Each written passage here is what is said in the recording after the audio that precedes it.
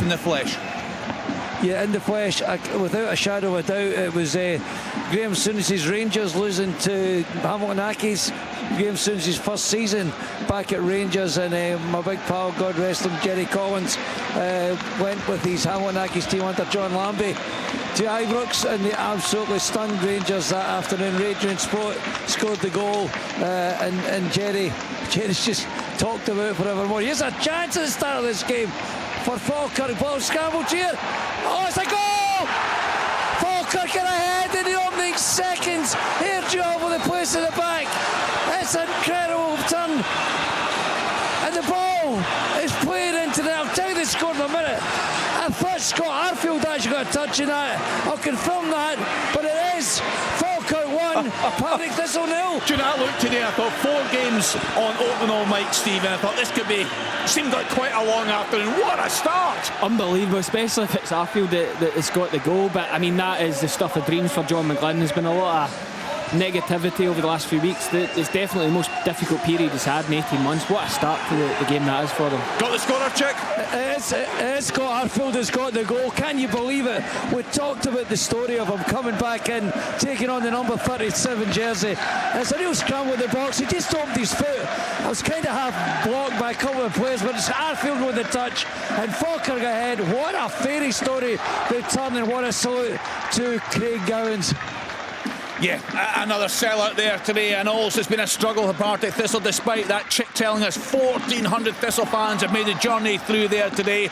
I wonder if they're regretting that now, but of course an awful long way to go in that game. Just a reminder, when the 3 o'clock games are done and dusted, we'll bring you reaction to these games. Our focus will switch to Celtic against Raith Rovers in the Scottish Cup. We'll have the team news for you around about 5 o'clock. We'll hear from both managers and kick off their full commentary from 5:30. So let's get around the grounds. Match that, Willie Miller.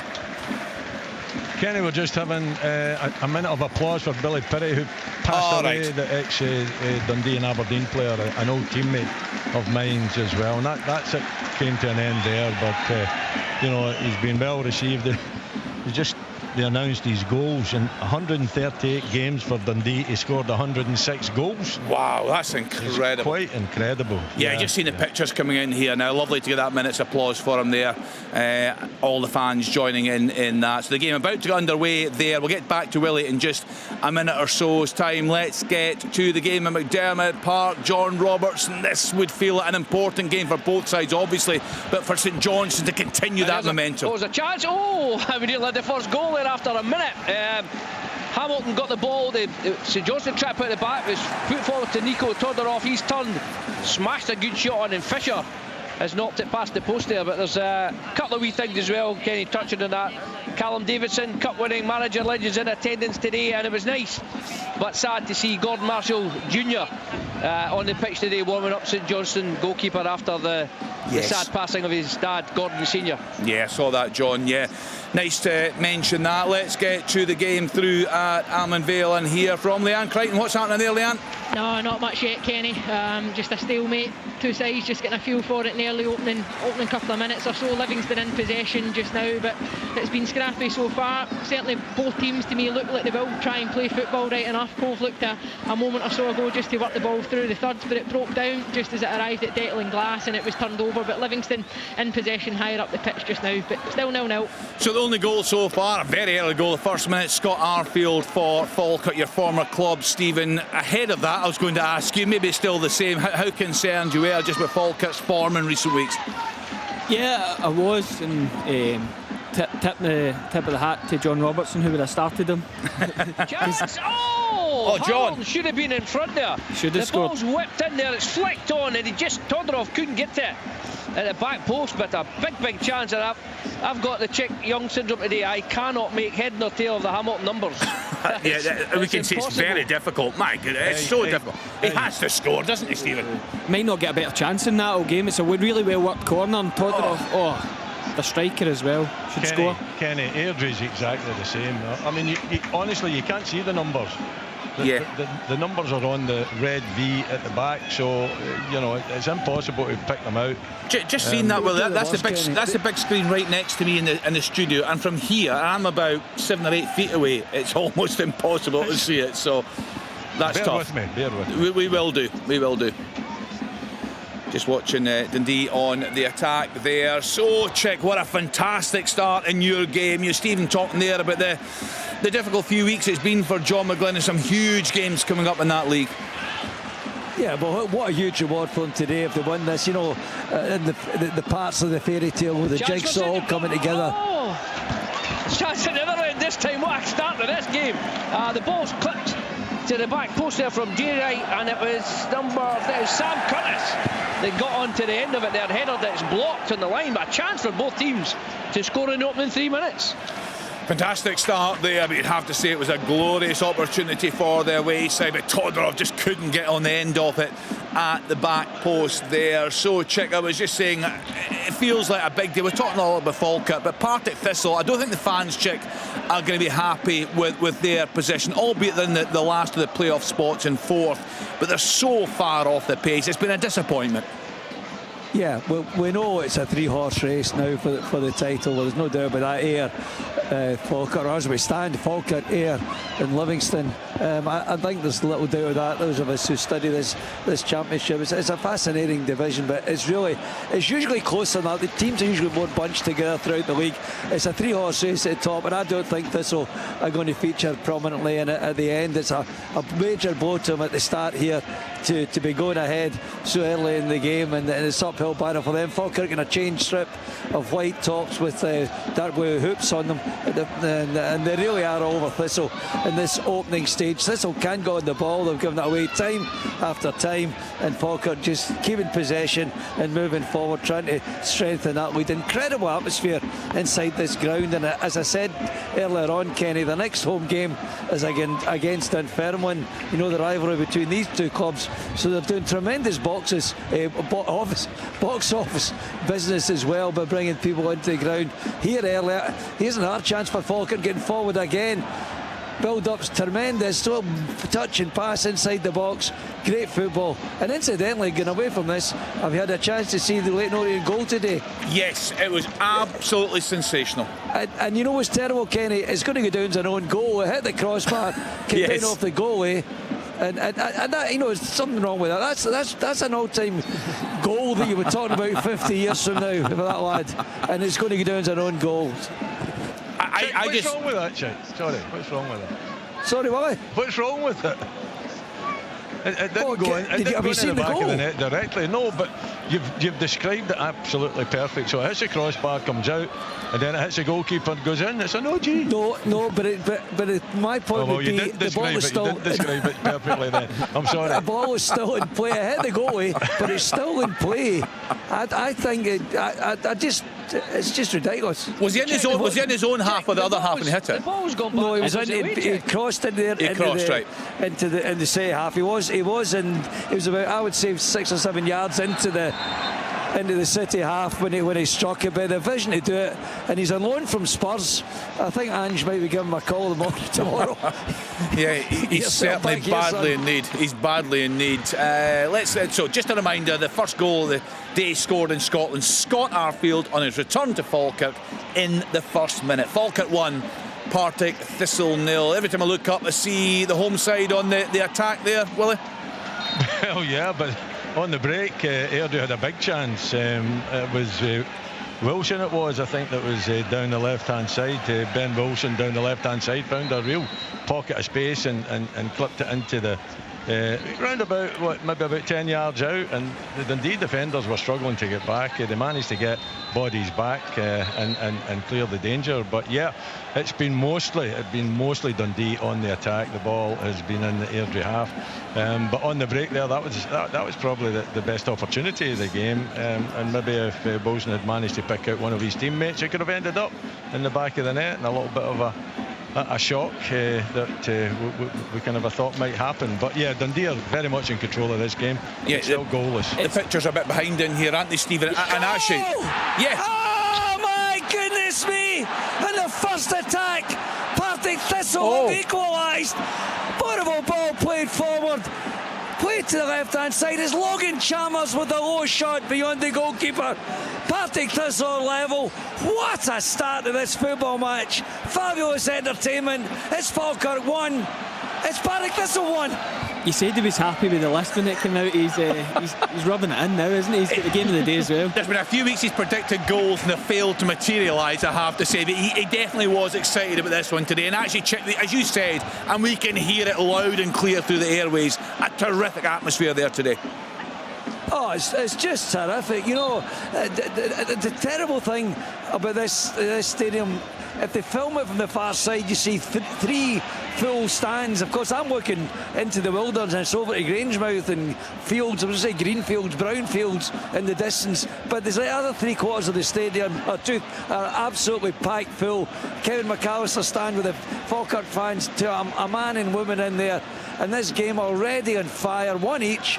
Straight. I mean, that's Thistle's first foray into the Falkirk half, actually, and they've scored. This is long may this run on. Fabulous.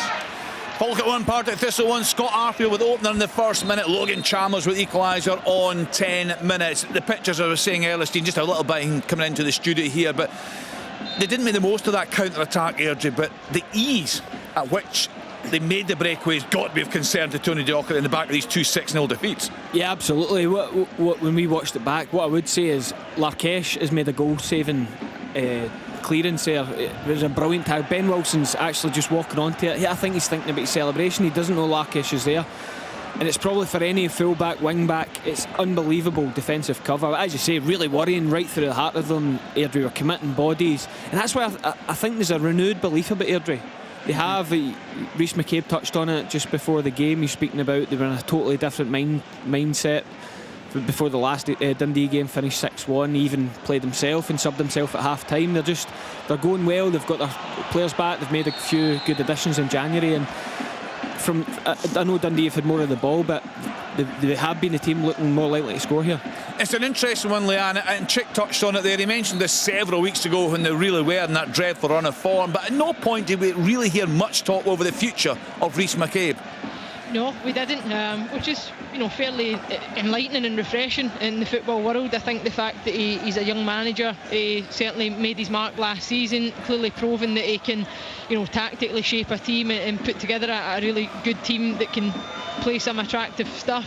But I think the players that he lost, and probably an element of recruitment, let them down this season, and a couple of key players certainly that had been a big part of how they had played last season. They weren't able to replenish them with the same type of quality. I know in the transfer window he's looked to bring in a number of players as well and strengthen his squad, so you would like to think that Airdrie now have turned a bit of a corner. I think in football, when momentum's key. Certainly Chick's shown a wee bit of momentum in the last couple of weeks. The games that he's been out and the goals that he's managing to witness is pretty good. But no, I think it's infectious and it starts to catch on. If you're in that winning run, you all of a sudden you start to dig out results at times where you don't see it being a possibility. Chance for Livingston here, blocked behind for a corner. Stevie Mate was just off the shoulder, slipped down the right hand side, but it was a good stop by Suman in goals, and as I say, it's gone behind for a corner. Livingston certainly the dominant side here, but I would like to see Airdrie kick on this season, and I think they could play a big part, as we mentioned earlier on, in where the championship title ends up, because the quality of football that they've shown on their day is super impressive, and Rhys McCabe, I think he'll go on to bigger and better things than even Airdrie, but it's certainly a good grounder and a good starting point for him. Yeah, he's certainly linked with a few jobs. I was just wondering when the last time that Chick Young and momentum was mentioned in the same sentence. No often. Wait a minute. Right, on you go. On you go. There was no talk about Rhys McCabe's future. You were trying to stir it up. That's not true. That is not. I didn't feel he was under any pressure. We mentioned it twice or something. Yeah, come on, Charles. Here's another chance. And it was only when you had a source that could confirm he wasn't going anywhere. So wait a minute, Leanne. Spoke about it again. Actually, what happened was Chick came to us shooting down a story that was never actucally there. Chick brought it up. You're right. I got that. Thanks for correcting me, Leanne. Starting fire so he can put them out. Exactly. I'm very upset with that, Leanne. That's very hurtful. It's only because you get 2 goals in your opening 10 minutes. Stenhousemuir 1, Queen of the South 0. Blair Alston with the goal there on 12 minutes. Do you know what? Every time I look up, the arsonist. All right, okay. Yes, we're all glad with that. Do you know what I can't get used to, Leanne? You look at the pictures and you mentioned them. Stevie May with a haircut. I know. takes a lot of getting used to. I need to double take all the time.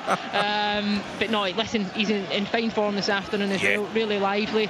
Maybe it's just that couple of ounces lighter he is without the hair this season. I don't know. But Livingston have started this game well. As I said, it was a couple of scrappy opening couple of minutes, but they're by far and away the dominant side. Cove really struggling to get out of their own half and get anything productive over the halfway line. So Livingston have started well. What's happening in your game, John Robertson? Yeah, it's a good game. I mean, we're 13 and a half minutes in, and you'd be hard pushed to see who was Premiership and who was Championship. Hamilton playing a 5-3-2, getting stuck right in, closing down. They've already robbed Spangler and Watts of the ball and managed to do good counter-attacks, and Johnson are playing their way back into it. A couple of chances and saying all the 3 chances came in the first 3 minutes, 2 for Hamilton and 1 for St Johnstone. But right now, game at all, and as you say, right, it's a good old-fashioned cup tie. Big support from Hamilton here. They're very, very noisy, and they'll be delighted with the start. Got a chance for you, Good Willie? strike there, yeah. Good, excellent play down the left-hand side. I think it was Jordan McGee that has the strike from 25 yards. It's well saved by Kieran Wright and goal, but it's right over the top of him. But it is in between the sticks, so a good effort from Dundee. And Dundee, they have had all of the ball. Airdrie struggling to make an impact, but they'll have to make sure that they're alert at the back. With these 12 goals in 2 games, then obviously there's something wrong there. A wee opportunity in the back of the net. It's a goal for Dundee. It's Lyle Cameron takes the corner from the right hand side towards the back post. I'm not too sure who gets his head on it. Clark there. Robertson. I think it's one of the. Is it Clark? Is it? Yeah. He's up above everybody at the back post. Gets the head down. It's not a great powerful header, but it's got direction back across the face of the goal and ends up in the back of the net. So Dundee take the lead here. I mean, it's poor defending, isn't it? Yeah, I actually think that's a phrase I haven't heard for at least 30 minutes. How long have you been playing? The only thing I would say from it, I mean, it's Clark Robertson doesn't get any sort of power on it. I think Scott Tiffany, just without making contact, does enough to put the Airdrie goalkeeper off. I think he thinks Tiffany's about to touch it, but to think of how well you've started in the game for Airdrie, to lose a goal so soft, it's probably why they're bottom of the league. Because they have started well the first 15 minutes. First corner Dundee get, and they concede such a soft goal. Yeah, Clark Robertson with that goal. Bonnyrigg Rose 1, Peterhead 0, Mark Ferry after 14 minutes. John Robertson, what do you think of the move for Lyle Cameron signing that pre-contract at Rangers? Yeah, it's a good move for Rangers. The big question is, can Kyle Cameron force his way into the start lineup? And that's what you look at. His teammate Luke McCowan's gone to Celtic. Boyhood dream for him. He's not got into the Celtic team as yet, and it's a long-term investment for Celtic, and I think this is possibly the same with Rangers. Do I see him forcing his way into the starting lineup right away? Not at the moment. Obviously he's with Dundee to the end of the season, but it's a long-term investment in good young Scottish players, and that's something that Celtic Rangers haven't really done over the years, and they're not really known for it, but I think it'll be a good signing. It'll be disappointing for Dundee to lose both those young talents. It's a bit like Conor Barron, isn't it? Yeah. John, I think you take a chance, don't you? Going at such an early age to a top club like Rangers and Celtic. It's a big ask to be able to force yourself in. You've got to have obviously the quality, but the character as well. And it's a chance that both of these players have taken. We just have to wait and see if it's going to work out right for them. I think so. Obviously it's great that Rangers are going and signing another young Scottish player, and I think it had to happen just now. I know you don't want you've came through, you don't want to, but with where Rangers are at in terms of not being able to do much business, where they're quite stretched in terms of squad, the amount of games, I just think the fact he's staying to the summer, by the time the summer comes out, Rangers will spend money. They'll strengthen in that area. It'll be harder. Also, Stephen, you've got the aspect there is there's a young player at Rangers, the lad Bailey Rice, who I think is an absolutely terrific player as well. And he must look at that and think, do I need to go out loan now and go and play for somebody else? Because every time I've seen this young boy, he's been absolutely terrific. When he came on at Old Trafford, he played a couple of passes, you're going, wow. But he'll be the one that benefits from Lyle Cameron not coming in now. I just think I was at St Mirren when Lewis Morgan signed for Celtic, and he stayed on loan at us. It was part of the deal. But in hindsight, although it was great for us, he helped us win the league. He was our Player of the Year that season. I felt as if he'd almost kind of missed the boat to go to Celtic there and then and be one of the wingers in the run-in. By the time the summer comes, it's clubs of that size that Brendan Rodgers at the time, they go and sign players, and the competition's harder in the summer. For me personally, just from my experience, I think he had to make the move there now while Rangers aren't doing much business. Peterhead equalised away at Bonnyrigg Roads. Quick equalised there. Oliver Quality with a goal in 17 minutes. Montrose 1, Alloa 0. Owen Stirton also on 17 minutes. John, we just cut to the pictures there of Callum Davidson in the stand at your game, having the most massive yawn, I have to say. But it's not been too bad a game, has it? It's settled down a bit now. I mean, as I say, the opening 5 minutes was terrific. There was chances in both ends, and Hamilton have been snapping into tackles. The game's settling down a wee bit. St Johnstone are getting a little bit more of the ball. But what I would say about this Hamilton team that John Rat's put together, they are massive. Honestly, you've got 3 big lads at the back there. McGowan, McGinty and Lamy. Hendry's a big lad. Bradley's a big lad. Todorov's a big lad. The middle of the park as well, who, again, I can't see the numbers, but they've got another number 14 who is Maguire as well. You know what I mean? They're all huge, and they look physical, and they've been getting stuck right in. They've not had too much of the ball recently, but they're getting weathered down, and there's not a lot of goal-mouth action since that first 5 minutes, but both teams are snapping into tackles here. I wonder what Callum Davidson would give Kenny to be able to yawn 20 minutes into his game tomorrow. That is a good point. Yeah, he's going to absolutely have his hands full tomorrow. Full coverage off. Rangers at home to Queen's Park. 3:30 start tomorrow. Aberdeen against Dunfermline. Willie kicking off at 12:30. Of course, there's a tribute there to Jimmy Calderwood. What are your memories, Willie, of Jimmy's time in charge of the Dons? It was exciting times. He came in to a particularly low time. Stevie Patterson had just left the club, and the club were really struggling. And Jimmy came in after doing, such a great job at Dunfermline. And constantly finishing the top 6. Constantly in Europe. His European run was superb. Yeah. When they played Bayern Munich in the last 32 and the UEFA Cup, I think it was called at that time. The Copenhagen game at Pittodrie, 4-1. We beat them in Copenhagen. Were a Champions League team at that time.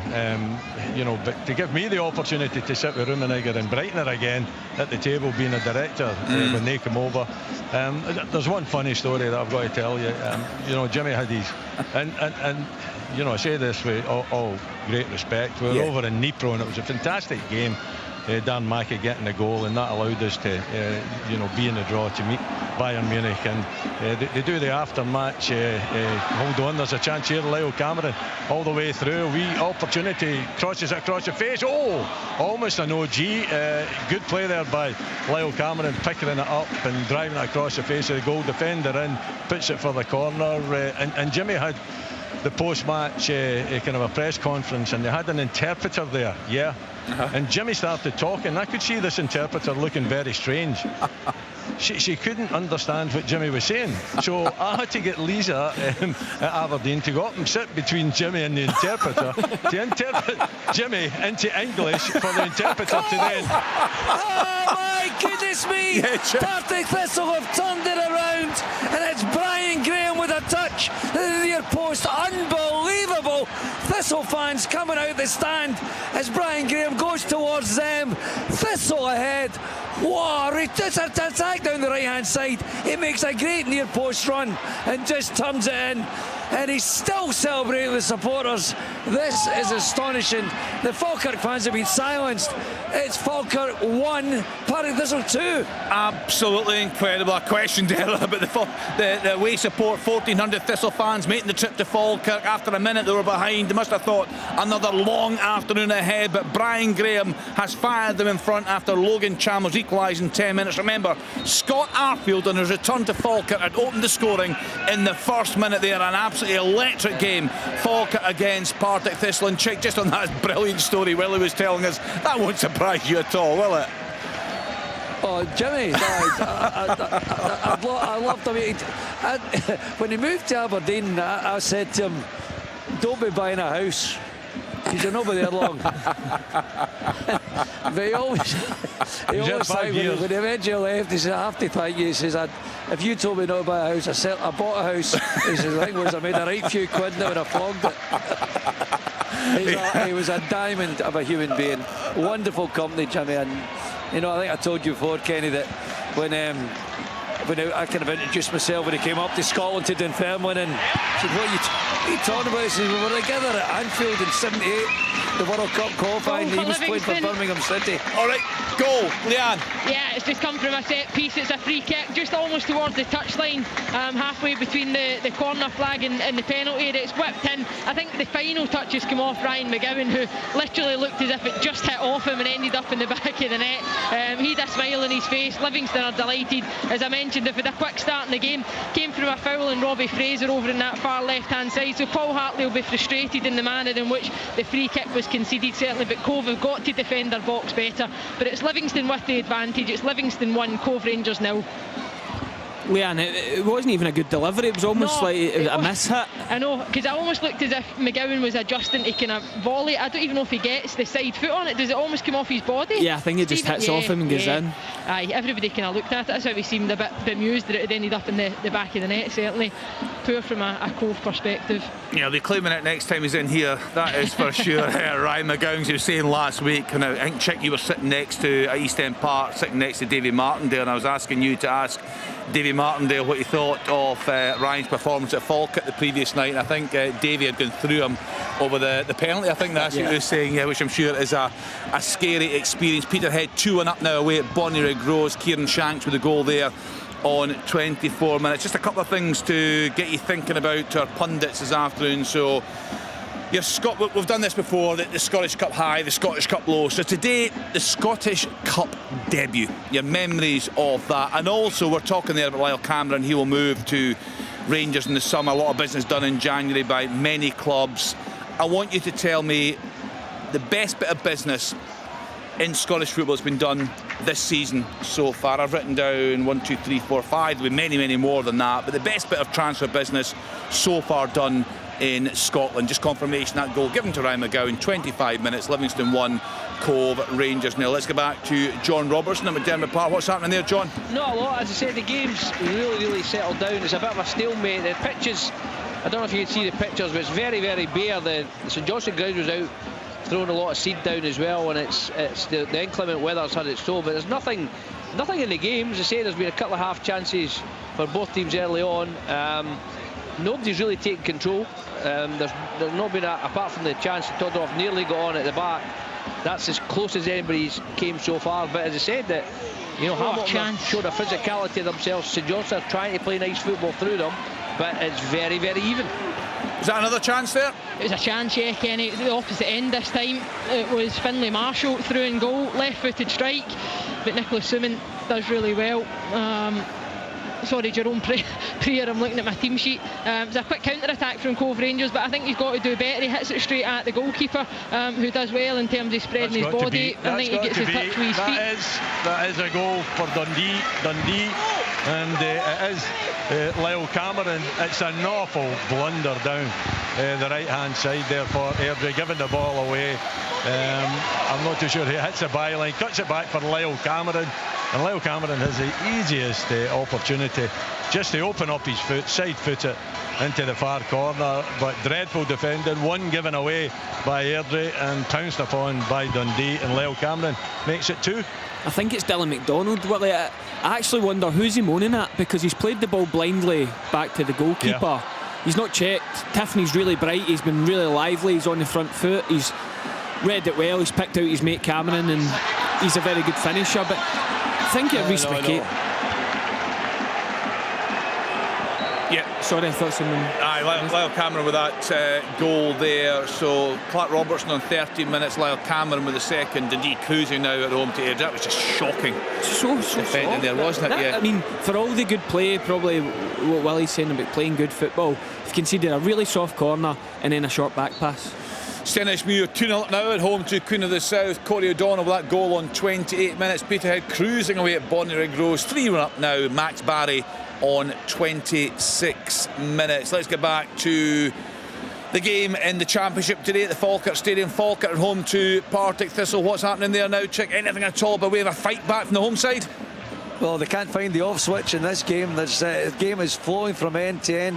Partick Thistle are leading by 2-1. As remember, Arfield after in the first minute, and then Logan Chalmers equalised before Brian Graham put Thistle 2-1 ahead. It's ferocious. The atmosphere is absolutely electric. We've just had a wee instant with Calvin Miller, who's a flying machine down the right hand side. I thought he was wrestled to the ground. If the referee, who is Ross Hardy, gave the free kick to Partick Thistle. Thistle, well, nothing came of that one. They've got another free kick outside the box. It's just brilliant entertainment, Kenny. It really is. And around this ground, a sense of anticipation that this could really go either way. It remains 2-1 to the visitors at the moment. Check, who's playing left back for Falkirk? I was trying to work it out, and I know the fans, and when the team was announced, we were trying to work it out. Toby Henderson, yeah, where's it? Second Stevens, a chance! Oh, just over the crossbar. It's Henderson who's playing in that area, because there was a bit of speculation about how they would line up. Although I think, having said that, it seems to switch things around a wee bit, but I'll just watch this for the next couple of minutes. But I think it's Henderson. Yeah, just trying to work, because one of the strengths early in the season was that partnership with Henderson, and I know how big a player Luke Graham was. They were delighted to get him back, but then the club captain, Cole Donaldson's fit, and you've seen the team announced, you wonder, and I know the fans haven't been happy with the three at the back they've been playing, but you go to the four, you're trying to work out who's the centre-half playing left-back. What are your thoughts? Is there anything you can put your finger on at the moment as to why things have turned in recent weeks for Falkirk? Honestly, that's football. I mean, they've had that last year. Last year went really well, but there was still, within an unbeaten league winning season, there was still stresses, there was still weeks where it was hard and there was doubts, and they're playing at a higher level of football. A lot of these players haven't played at the top end of the Championship, and it's gruelling. It's really hard to win. You've got a team not even in the title race that have got Brian Graham up front. I mean, so it's really difficult. There's going to be periods, and that's what I thought. The Arfield signing made sense. Stephen, did you give Cole Donaldson any stick for his outrageous dive at Edinburgh City, Danny? That was a moment of the season at the Player of the Year Awards. Honestly, the reason I'm saying that, my boy was the goalie coach there, and he was apoplectic after the game. He said, Cole Donaldson, penalty! Yes, Chuck. It's a penalty kick. Falkirk have the chance to equalise, no doubt. In my mind, I think it was Ethan Ross cutting inside the box. He was brought in, he went down crashing to his flat out, absolutely flat out. A little decision who's going to take this penalty kick here. I think it will be. Yeah, I think it's going to be Brad Spencer who's going to step up and take this. It's a penalty to Falkirk, chance to equalise. Will be right footed. What a game this is so far. Remember, it's 2-1 to Thistle. The chance to equalise. Little hesitation, the referee just checking everyone's outside the arc, outside the box, and the chance to put Falkirk level. It will be right footed, the goalkeeper on his line. Does he score, Chick? Does he score? Come on, call it. He'll score right in front of the Kevin McAllister stand. Falkirk fans there, taking a long time over it, mind you. Here he comes. Oh, he's missed it! He starts a goal! They've got it in the rebound! Oh my goodness me! What more drama? How much drama can you get in one game? I think it might be Gary Oliver. 2 or 3 players were in it. The goalkeeper got it away, and then the ball was knocked over the line. What a game! Falkirk 2, Partick Thistle 2. And we can hear that music playing in the background, Leanne. You're a bit envious of Chick getting this game today. It's been an absolute cracker so far. Yeah, it's action-packed, isn't it? Everything we love about the Championship, and Chick is always putting his neck in the line there. I was a bit naughty there. No, I know. I said they would score. No, it sounds like a cracker. What's that, 34 minutes or something on the clock, and you've got 4 goals already? Yeah, there'll be more. Magic. There'll be more. Some goals flying ringing around the country. Stirling Albion quickfire double, 2-0 up at home to Elgin City. Dale Hilson with the first in 29 minutes, Jack Harkness with the second in 32, and Arbroath 1, Inverness Cally Thistle 0, Aaron Steele on 26 minutes. So let's continue then, just bouncing around the grounds. Let's get back to Willie, and it looks an absolute stroll now for the home side at Dens, Willie. You would expect that to be the case, Kenny, because Airdrie really haven't been in it. They haven't had a threat. The one opportunity, the one on the break, nothing other than that. Set pieces poorly delivered whenever they've had the opportunity and given the ball away yet again. And Lyle Cameron in once more, another error, and Cameron driving, he's blocked and managed to get players back. It was actually Tiffany that was driving there and stole the ball, but no, I just think, you know, looking at Airdrie, you can understand why they're rooted at the bottom of the table. They're a nice team. They like to play intricate football. We haven't seen enough of it this afternoon, and they don't really have much of a threat going forward, and Dundee really have just bossed the game. You know, it's been all about Dundee. It's been about Lyle Cameron in particular in the middle of the field, full of energy and drive. Tiffany as well, and it's one-way traffic just now, and at 2-0 up, you can't see Airdrie coming back, you know, to get into this game. They would need a goal very, very quickly before half-time perhaps. John, we're speaking about Lyle Cameron, obviously playing very well this afternoon. Have you seen it go the other way when a player signs a pre-contract and he perhaps struggles to deal with the pressure of that, or fans get on his back with perhaps his choice of new club? Not really. I think most fans tend to think, well, once a player goes, he goes, but you know, it tends to be younger lads and good players, and you know, if you're signing a pre-contract to go to an Old Firm team, you must be a good player in the first place. So I think, you know, if the team's going well, I mean, today would have been a wee tester for Lyle Cameron early on because of the last two results that Dundee have had. Oh, there's been a red card here. Yes, Chuck. Brian Graham has been sent off. It looked to me, well, it must have been a straight red, but it just was a bad tackle on the far side. And then he seemed to react to the referee. But I think it'd been a straight red card before that. He's furious. He's walking right up the tunnel. He's taking off the armband. Partick Thistle down to 10 men. Skipper Brian Graham, a goal scorer, has been sent off. The drama just will not stop in this football match. Remember, Falkirk 2, Partick Thistle 2, Partick Thistle 10 men. And can you... wait a minute, the referee's now come across and had a word with the Partick Thistle bench. I don't know if there was any action taken down there. And the game is now restarted. This is a football match on fire. You can understand Chris Doolan being so frustrated that we obviously can't see the incident, but earlier in the season they go to Falkirk, a couple of games in, they go down to 10 men in the first half. Ben Stanley getting sent off, and playing away to Falkirk, they've got such a good home record, it's hard enough. And then you play them twice in the season and you go down to 10 men both times in the first half, so can sympathise with Chris Doolan's frustration. Yeah, what about 12 minutes or so, things are completely turned. You know, on 24 minutes they were 2-1 up. 35 minutes it was level from the penalty was saved, then the Gary Oliver following up, and now Brian Graham, as Chick said, who scored that goal in 24 minutes to put Thistle ahead, is now sent off. So a long afternoon, you'd feel, again for Chris Doolan and his Thistle players.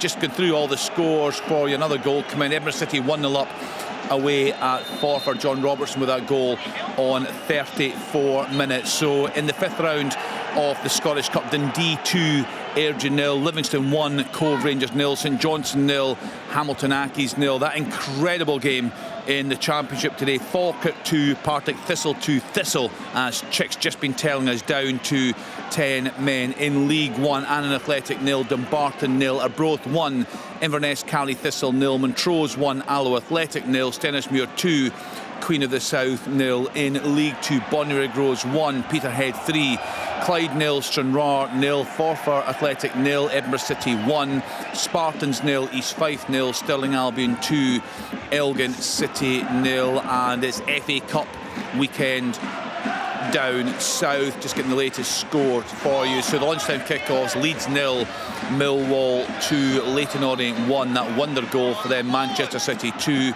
Coventry 1, Ipswich Town 1, Everton 0, Bournemouth 1, Preston 0, Wickham 0, Southampton 0, Burnley 0, Stoke 0, Cardiff 2, Wigan 0, Fulham 1. Yes! Oh, this game will not stop! It's another goal, and it's another goal for Scott Arfield, I think. Hey, wow! Game moved down the right-hand side, and Scott Arfield does his traditional salute to the Falkirk support. 3-2 to the Bairns, a double for Arfield in his debut. Thistle down to 10 men. To be continued. Amazing. Absolutely amazing. Yeah, that goal coming on 40 minutes. Scott Arfield back at the club today, gets his start from John McGlynn, and he has delivered. Opened the scoring in the first minute. He's now put Falkirk ahead. They've come from behind. Falkirk 3, Partick Thistle 2. Scott Arfield on 40 minutes. Incredible. Unbelievable. I mean, we spoke a lot of the chat, the transfer window has been Kyogo leaving, Jota came in. Is that an improvement? Is it? What do you think of it? For Falkirk, losing Cal Morrison, being a top goal scorer over the last few seasons, but Scott Arfield scores goals. He's done it at the highest level in England. He scored goals for Rangers. Could he be the guy brought in? Could he be the goal scorer that gets Falkirk over the line and back into the Premier League this season? Yes, a three-way fight. We know that for sure. Livingston there in cup action today. Of course, they're right in the mix. A United, they were put out of the Scottish Cup last night, but they are a very good side. They'll be certainly in the equation come the end of the season. We love the Championship, and this game today at the Falkirk Stadium has been incredible. I think it's fair to say plenty more to come. In contrast, John Roberts, not so good for you at McDermott today. No, the first 5 minutes was excellent. As I say, there was chances at the end, but it's now just become a battle, which will suit John Rankin. He'll be delighted because, as I say, both goalkeepers have had a routine save. Fisher in the first minute from Todorov, and then just about 5 minutes ago there was a long-range shot from Griffith, which was punched away by Dean Linus. So the fact that St Johnstone haven't really created an opening, not created a clear-cut chance, John Rankin will be delighted because we're into the 40th minute now. As I say, there's nothing in it. You certainly couldn't call which way this game's going to go at the moment. And as I say, for a team that are sitting second bottom of the Championship, they'll be delighted that they've come to a Premiership ground and more than held their own. John, we've had a lot of chat about how Sima Valakari has been setting his side up in recent weeks. It's been better in the last couple of games, no doubt about that. What would you describe their setup today? How would you describe the style of play under Valakari? Well, they're trying to play it from the back, and they can do it because they've got 3v2 at the back. So they're playing out, and the new signing Baldolis is getting a lot of the ball. But after that, apart, Dre Wright on the left and Curtis on the right are keeping the width. There's no doubt. Sorry, Watt on the right are keeping the width.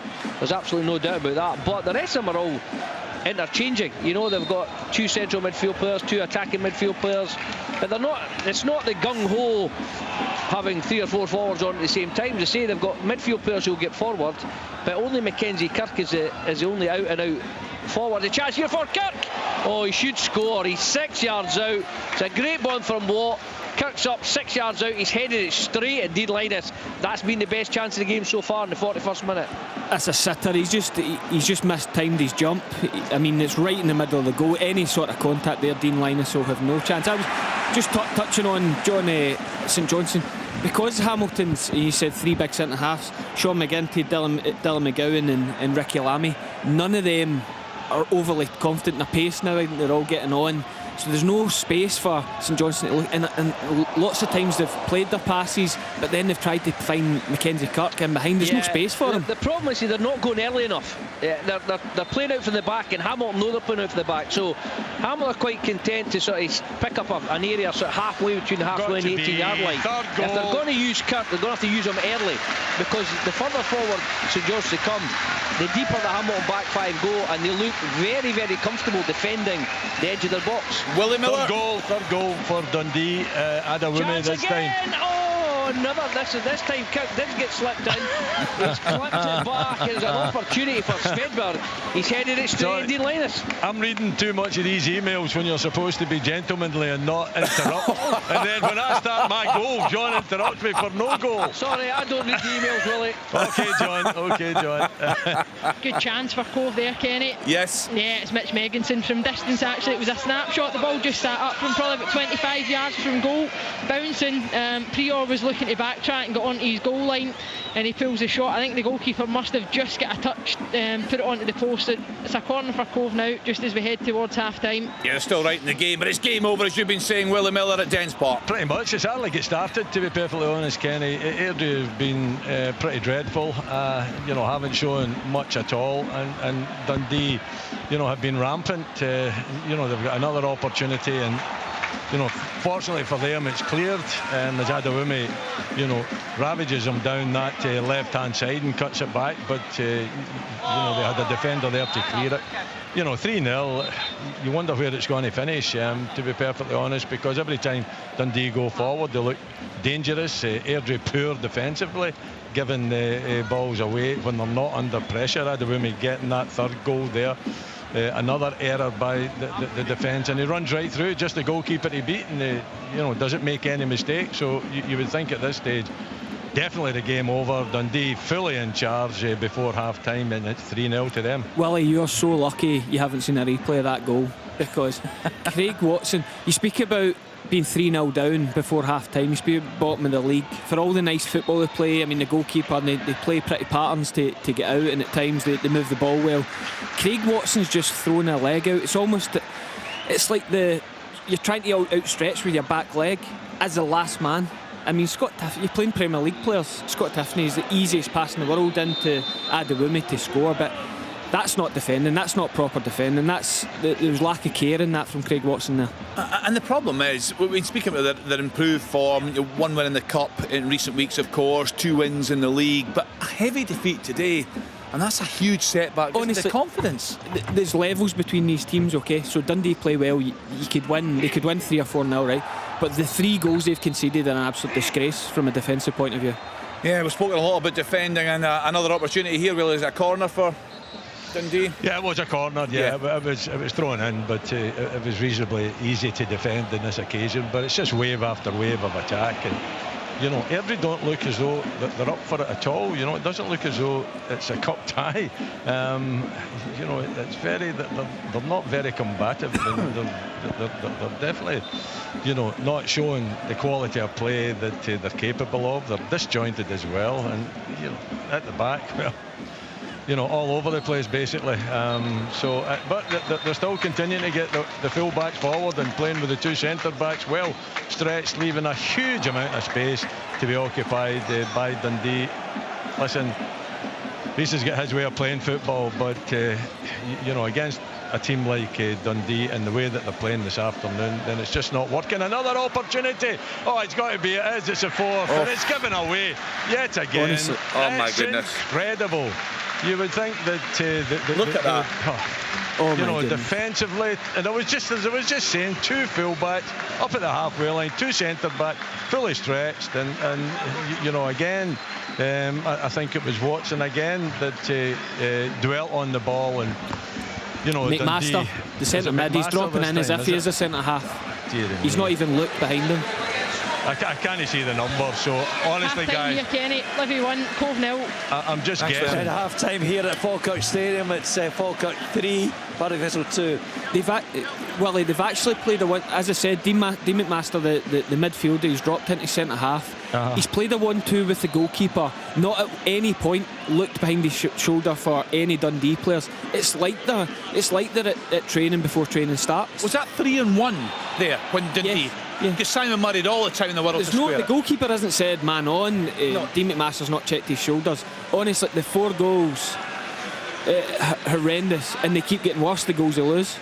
But their setup actually as well, when they've got the ball at the back, and they watch Man City and they think that they're Man City out there. Two full-backs hugging the touchline, 2 centre-backs fully stretched. If the pass is inaccurate, if a player just dwells on it, if the possession is won again, then they're wide open. You know, it's almost impossible to defend that situation.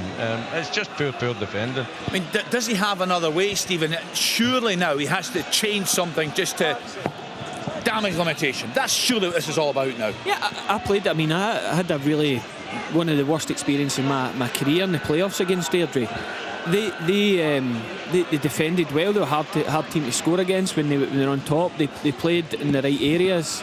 There's been a lack of, as I said, a lack of care. They look as if it doesn't really matter. And as I said, Craig Watson, 29-year-old, one of the more experienced players, just throwing a leg out as the last man. Teams, these people you speak to about playing the Scottish Premier League, it's a really good level. It's really hard to get to there, and a lot of these young guys will have dreams of playing there. You can't give goals away, you can't give opportunities away, or you'll never get there. Yeah, Dundee absolutely rampant. 4-0 up at home to Airdrie. Liam bringing us the half-time from Amon Vale. Livingston 1, Cove Rangers 0. Ryan McGowan with that goal on 25 half-time, minutes. McDermott 0-0. Yeah, thanks to John Robertson. It's not been a game of great quality up there, but you know, you have to say fair play to Hamilton Accies. They've been struggling in the league of late, but they're holding St Johnstone. We know they have improved in recent weeks. So half-time up there, and it was also, I think I heard a shout from Chick saying half-time at the Falkirk Stadium. Falkirk against Partick Thistle, an absolute belter. Stay tuned, we'll get the half-time reports for you. We'll do all the latest scores around the country, and a reminder, 5:30 tonight, full commentary again in the Scottish Cup, the 5th round. Celtic at home to Wraith Rovers. That one kicks off at 5:30. Of course, Ayr United were out last night, losing 1-0 at home to Hibs. A late goal from Rocky Bashiri. Celtic 5:30 tonight, home to Wraith Rovers. Tomorrow, Aberdeen against Dunfermline. The tribute there to Jimmy Calderwood. That's a 12:30 start. Kenny, 4-0. Thanks to Willie Miller, and full coverage of that one on Sportsound tomorrow. That is followed by Rangers at home to Queen's Park. Callum Davidson, the Queen's manager, he's in attendance at McDermott Park this afternoon. And on Monday night on BBC Scotland should be another cracker. St Mirren at home to Hearts. All the half-time reports to come right here on BBC Radio Scotland. On digital radio, FM, online at BBC Sports Scotland, your smart speaker, and BBC Sounds. This is Sports Sound from BBC Radio Scotland. Scottish football lives here.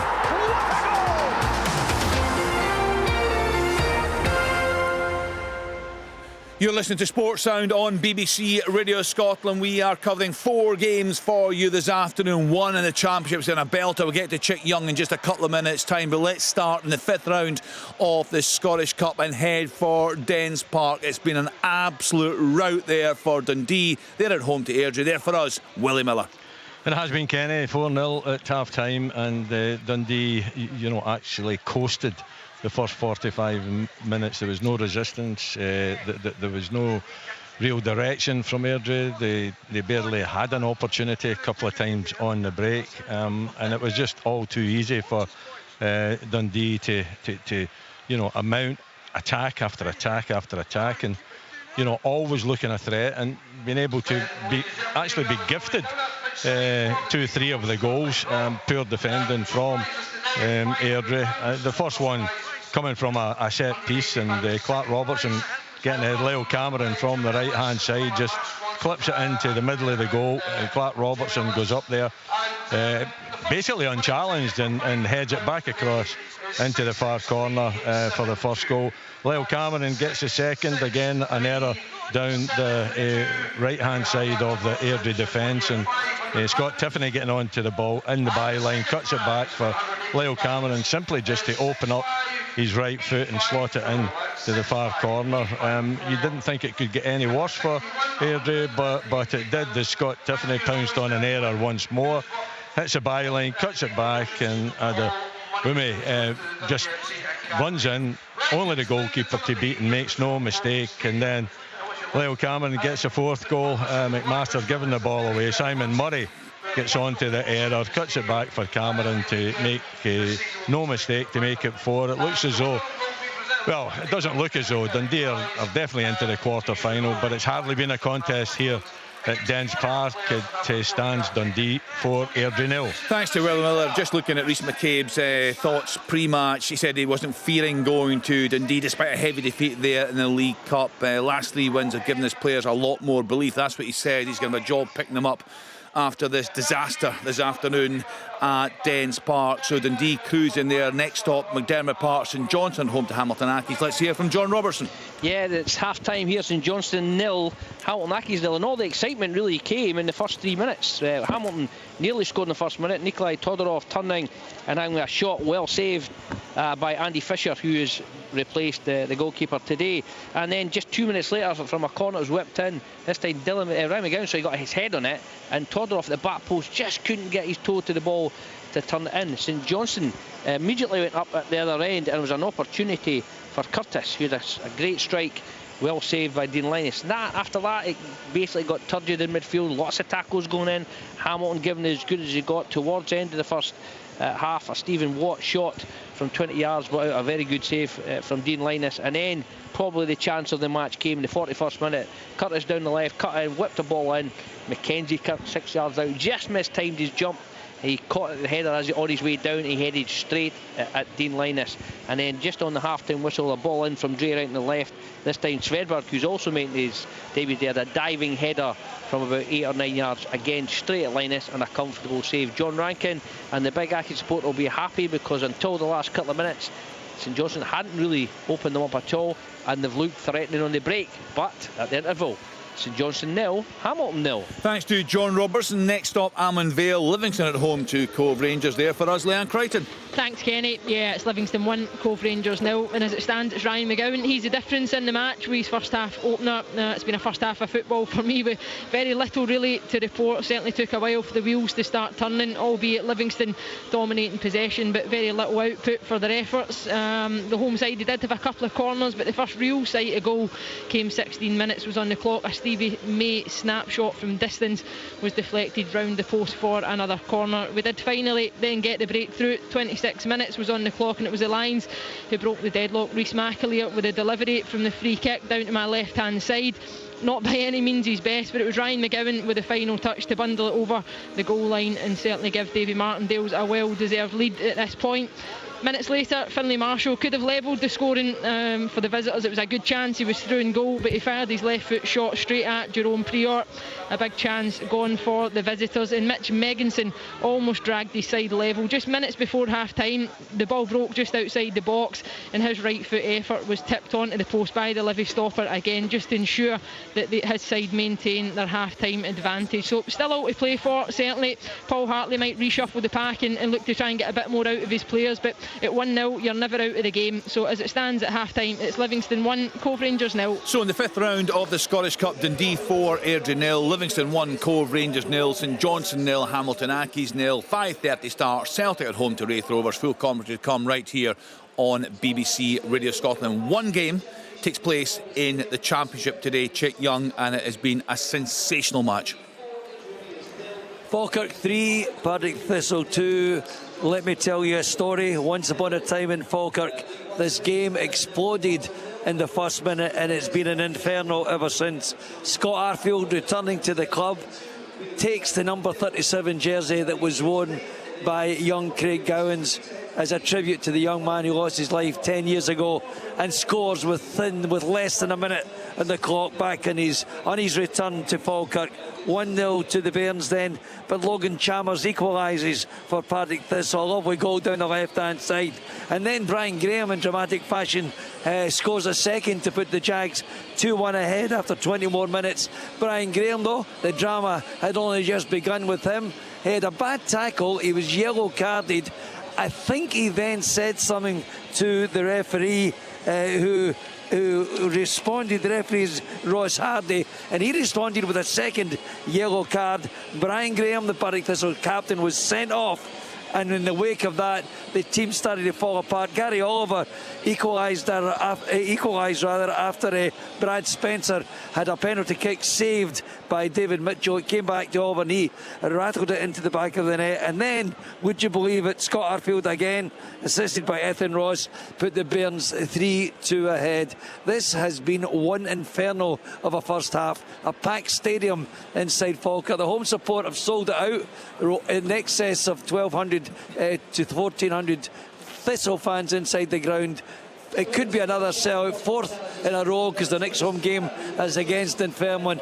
But Partick Thistle have a lot to do in this second half. It looks to me as if Falkirk will embrace all 3 points this afternoon. If they do, that will take them back to the championship, over Rare United, back to the top of the race there.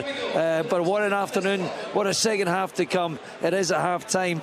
Falkirk 3, Partick Thistle 2. Thanks to Chick Young. Yeah, looking at the live table, Falkirk played 23, 49 points. Ayr United played 23, 47 points. Livingston played 23, 45 points. In League One, the half-time scores: Annan Athletic 0, Dumbarton 0, Arbroath 2, Inverness Cally Thistle 0, Montrose 1, Alloa Athletic 0, Stennismuir 2, Queen of the South 0. In League 2, Bonnyrigg Rose 2, Peterhead 3, Clyde 0, Stranraer 0, Forfar Athletic 0, Edinburgh City 1, Spartans 0, East Fife 0, and Stirling Albion 2, Elgin City 0. European football lives here. As ever, BBC Radio Scotland has you covered. Celtic have made it into the knockout phase. Celtic reached the Champions League playoff round. Over the course of the 8 games, we've qualified on merit. And now they'll face German giants Bayern Munich. So that'll be obviously a huge challenge for us. Catch the first leg live from Celtic Park. Celtic in the Champions League, Wednesday from 6 on digital radio, or by asking your smart speaker to play BBC Radio Scotland Extra. You're listening to Sports Sound on BBC Radio Scotland. Open all mics with you this afternoon. We're covering 4 games, 3 in the 5th round of the Scottish Cup, 1 in the Championship. Steve McGinn is alongside me here today. We spoke about perhaps none of these games would be seen as a shock, but I think a surprising scoreline at Dens Park, albeit we'd expect Dundee to win that game. But it's the manner, isn't it, Stephen? They have absolutely brushed aside Airdrie, who have been dreadful. Yeah, I mean, the most fair play to Tony Dock. I mean, he set up his team almost allowing Airdrie to have the ball, and they've been really aggressive. Anytime Airdrie have played any square passes, back passes have really got after them. They've showed their class once they've won the ball back. So important to off the back of losing the last game, 2 games 6-0, really. Tony Docherty said he wanted to see a reaction. He's seen a reaction. They've got after Airdrie today, but it's just the manner of the goals. I mean, when you watch them back, I know Willie's watching them live, trying to explain some of the defensive disaster classes that Airdrie are having, and the ease in which they're giving away goals it's alarming. 5:30 start, Celtic Park. Celtic at home to Raith Rovers. As the Raith Rovers manager, Barry Robson, how on earth do you make your players believe you can take something? You've got a big smile on your face. You can take something from that. Do you know what? Game. When I was watching the Celtic Dundee game the other night, I was thinking the only person out with Celtic more disappointed to be that Dyson Maeda is suspended for Bayern Munich is Barry Robson, because that almost certainly means that he'll play today. Yes. But he's got to. I mean, you've got to go there with hope. You've got to go there with the fact that Falkirk were leading Celtic at half time. A side that they beat in the last round. You imagine that Celtic will make changes, maybe 4 or 5 with Bayern Munich in mind, and try and capitalise on the rustiness that creates. And first and foremost, enjoy the game. They have different stresses. The season hasn't been anything like what they wanted it to be. Onto their third manager at this stage of the season's obviously not been ideal, but enjoy the night. It'll be a good crowd in at Celtic Park, and yeah, apart from worrying about Dyson Maeda, enjoy the night. Yeah, some of the goals that they scored the other evening were absolutely fantastic. There was a team goal that Maeda finished off, and then there was a great individual finish from Kuhn. So all that to look forward to this evening. 5:30 start, Celtic at home to Raith Rovers, and 2 games for you tomorrow. Aberdeen against Dunfermline, 12:30 start. Rangers at home to Queen's Park. That starts at 3:30. And then on the television on Monday evening, should be a really good game, this one, St Mirren at home to Hearts. That is a 7:45 kick-off. So we have Open All Mics action for you this afternoon. Plenty more to come right here on BBC Radio Scotland. This is Open All Mics from BBC Radio Scotland. Welcome back to Open All Mics. I can see the players just coming out around the country, but you are already underway. Almond Vale, Leanne. Yeah, literally just underway, Kenny. 20 seconds or so on the clock. Cover on the attack there. They thought they had claims for a corner at the top end, but it's a goal kick to Livingston. So, no, as I mentioned in the half-time report, first half, certainly Livingston dominated possession. At points were nice to watch, just the way they moved the ball, the energy, certainly through the thirds, but nothing really, in front of goal that was too much for the likes of Stevie May to go and get after. They got the breakthrough with that Ryan McGowan goal that came from the free kick on the left-hand side. But I'm sure David Martindale will be desperate for his side to go and get that second goal and certainly put the game to bed if he's looking to freshen things up. I don't think any manager really likes to do that at 1-0. Approaching that 60-minute mark, you would like the game to be almost in the bag, and you can, then look for a refresh and shake the pack. But Paul Hartley, his side haven't been out of the game, as I mentioned in that report. They had a couple of chances they should have and could have probably been level at half time, but they've not managed to find the back of the net, so he'll be looking for a wee bit more finesse and ruthlessness in front of goal. I think he'll be gutted at half time, Leanne. We spoke earlier how we thought the game might look. I think it's almost exactly, they said they'd done a lot of work on Livingston. They've defended well, they've soaked up pressure. The ease of the goal they've gave away, I mean the set piece, absolutely. It's almost, their game plan's almost worked to a T, apart from losing such a cheap goal and going to Livingston. It's the worst case scenario, going that 1-0 down. No, that's it. And the Finlay Marshall chance in the first half, I don't know if you had a chance to see that one, Stephen, but it was on his left foot, and I just felt he could have went back across the goalkeeper and not really given him a chance, but it just allowed the angle to narrow, and by that point he's then fired it straight into the feet and the body. So no, a couple of good chances gone, but Livingston on the attack just now. Just about to get underway at Dens Park. Willie Miller, it could be a long old 45 minutes for these Airdrie players. Yeah, it's going to be a difficult 45 minutes, that's for sure. You just wonder if Dundee will take the foot off the gas a little bit, or if Airdrie can actually muster up some kind of a response to that first half, which was totally dreadful and lacking and everything that a football team should be about. They should be about being able to defend situations. They should be alert to the threat from the opposition. They should be able to get themselves forward, and only in 2 or 3 occasions did Airdrie manage to do that.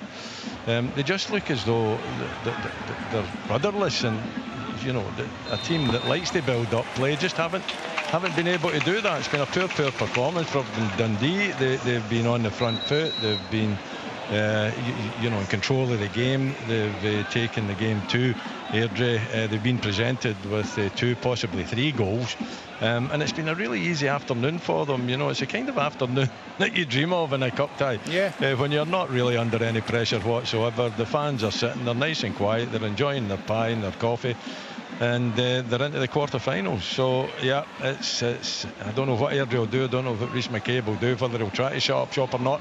Oh, another opportunity. Simon Murray really should have scored. Tiffany down the right hand side, drills it across the face. Murray is there, a little bit of air in it, and is in the back of the net. Hits it too low against the goalkeeper, but a big chance at the start of the second half for the fifth. Not taken. Had to score. He should score that, yeah. I think Tiffany's been outstanding. He's been at the heart of everything from Dundee. Another player just catching your eye, Josh Milligan. You can't help, since he's moved to right back, he was a really promising player when he broke onto the scene, centre midfield. Really strong runner. I think the change to the right back's taken his game to a new level. I think he's been excellent some of the recent games, high profile games against Celtic Rangers. Even the other night in the game, I thought he did pretty well against Jota in an individual battle. And I think that change of position has really kicked him on again. Yep, Dundee absolutely cruising there. Just had a wee look up. John Robertson did Simo Valakari make a half-time change there. He did, and Willie Miller can get excited because Duke has arrived. Unfortunately, it's not the one that left Aberdeen. It is Stephen Duke McKenna is on at half-time. He's come on, and Sam Curtis has gone off. I thought he might have brought on somebody like Sidibe to give it, or Nicky Clark to give them a bit more firepower, but he's maybe keeping that for later on. But Duke McKenna is on and Curtis is off. Bonnyrigg Rose 3, Peterhead 3. Lee Curry with the equaliser there on 47 minutes. Clyde have gone 1-0 up at home to Sunrar. Martin Rennie on 49 minutes. And an Athletic also a goal up at home to Dumbarton. Paul Smith on 47 minutes. Chick Young back underway there at Falkirk Stadium. Yeah, we are. We're well underway actually, Ken. I think we were the first of the games to to restart, but a huge sense of anticipation inside another packed crowd. I think I should apologise. I think I've been rabbiting on all day about saying the next home game for Falkirk was against Dunfermline, and it's Ayr United actually, but I don't think that affects my point that there'll be another sellout crowd. Of course, there'll be a tabletop clash when Ayr United come here to play the Bairns. Here's Falkirk getting forward again, not referee claims for a free kick, but just a little nudge over the line. Referee says that's a goal kick. Remember that it's 3-2 to Falkirk. Partick Thistle down to 10 men after that sending off of the captain Brian Graham, and I have to say that there's a lot of anger still from the Partick Thistle fans and the Partick Thistle. We'll see what the manager has to say after that, but they're pretty angry with the sending off. Yellow card. It seemed to me that Brian Graham thought he shouldn't have been yellow carded. He'd had a go at the referee and of course was sent off for a second yellow card because of verbal dissent. I think I could just about give you the official attendance. They said there's 6,471 inside the stadium this afternoon, Kenny. Thanks to Chick, and they are being treated an absolute classic through there at the Falkirk Stadium. The home side are ahead after falling behind, but of course Thistle right up against it now, down to 10 men. Brian Graham showing the red card, that after he had put Thistle in front 2-1 on 24 minutes, but Gary Oliver following up a safe penalty on 35, and then Brian Graham sent off just shortly after that. Let's get back to Leanne. She is at Almond Vale this afternoon. Will Paul Hartley be reasonably happy, Leanne? He'll just want to hang into this game and give it a go perhaps last 10-15 minutes? Yeah, no, look, I think they're starting to have a bit more of a go now. I've been watching Paul Hartley. He's off to my left-hand side in the dugout, and he's out all the time coaching, screaming at his players, looking to try and work the press, get closer, try and quarter the pitch, half the pitch, and when you get into those areas, can you go and look to win it back a bit higher up? So, no, they've certainly started the second half looking a bit more comfortable just now, get a bit of possession themselves. They had a couple of chances. There was one lovely pass that almost found Mitch Megginson. I thought this is an absolute worldy pass. Jamie Brandon matched the run, absolute precision, managed to get his body in front, or Megginson would have been through in goal. So Cover bang at it. The game plan, as Stephen mentioned, is worked out almost to a T in the first half. If they could have taken one of their chances or just certainly defended their box a bit better, they could have had something more. There's a big chance for them there, just as we're speaking. Ball's fizzed across for the right hand side. I don't know who it is actually. Is it Fivey maybe? I think it's Fivey. Yeah, and he's outstretched with the right foot. Stephen, you'll probably get a better look at it. We're away at the far end of the stand here.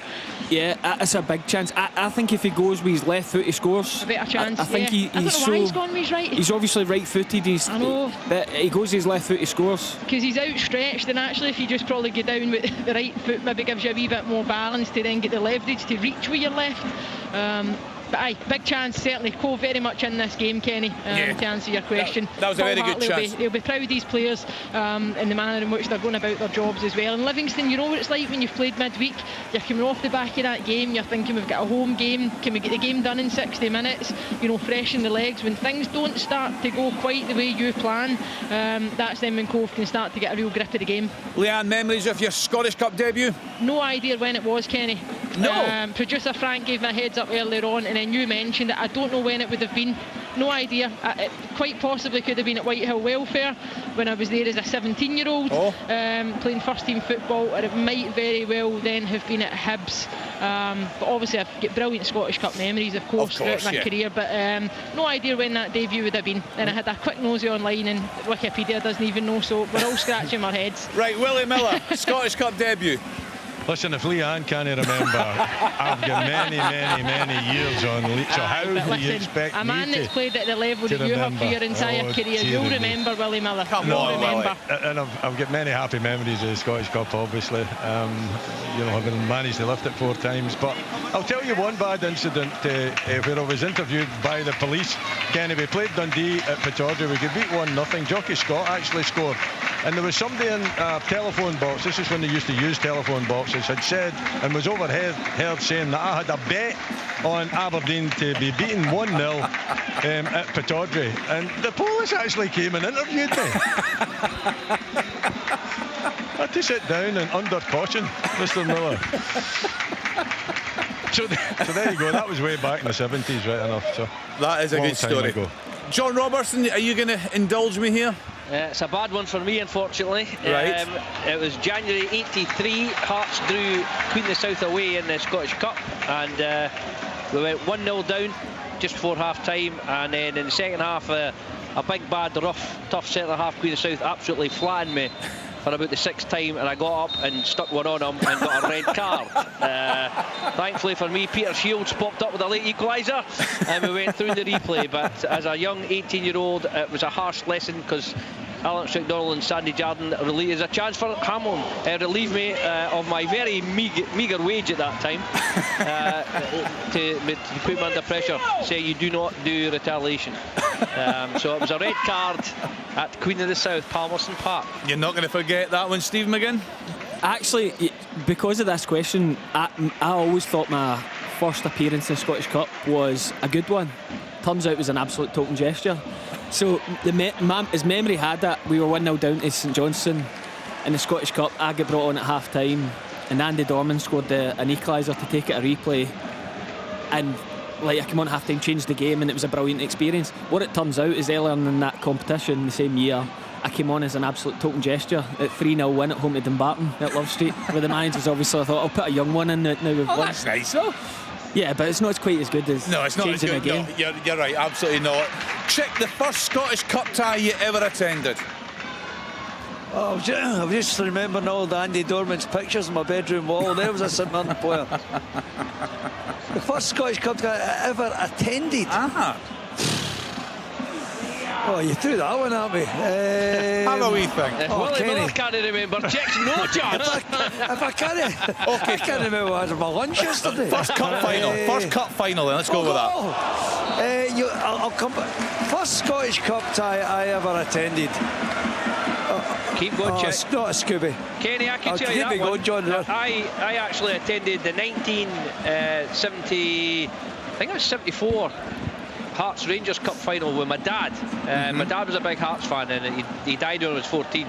But my big brother Chris, who played for Rangers, had got us tickets to go and see the final, because he was at Rangers at the time. But my dad was raging because it was in the Rangers end of the stand when we got to Hampden, and he was not chuffed at all. It was a famous game. John, sorry. More drama here. It's a penalty kick. And it's going to be Scott Arfield to take it, to complete a hat-trick on his debut. It's a handball. Thistle is still arguing about it. And there's been another yellow card here. There's more argument from the Thistle players, and it is a yellow card, and it is a penalty kick, and it's Luke Macbeth who has been yellow carded for a verbal reaction, a handball. And would you believe it, Scott Arfield on his return debut, wearing that iconic jersey number 37, which has been taken out of retirement. Does he score? To salute the young man Greg Cowans. He's going to take it right-footed. He's going towards the Partick Thistle fans who are giving them absolute abuse. What an opportunity for a penalty kick to make a hat-trick on his return to the club. High drama, everyone around me now standing to watch this occasion. Here he comes, right-footed. Goal! What a moment for Scott Arfield. He's back at Falkirk. He's scored a hat-trick on his return, and he will salute young Craig Gowans in the memory of that young man. What a moment. What a sea of emotion around Falkirk Stadium this afternoon. He's grabbed the ball already out the back of the net. He'll be taking that up the road with him. Holds it high to the sky and blows a kiss and salutes the Falkirk's supporters. Incredible moment. It is now Falkirk 4, Partick Thistle 2, a hat-trick for Scott Arfield. Yeah, a very emotional occasion, of course, for Craig Gowans' family, 20 years after his tragic passing. I just wonder, could this be the signing that gets Falkirk over the line in this tight championship race, which has been so tight?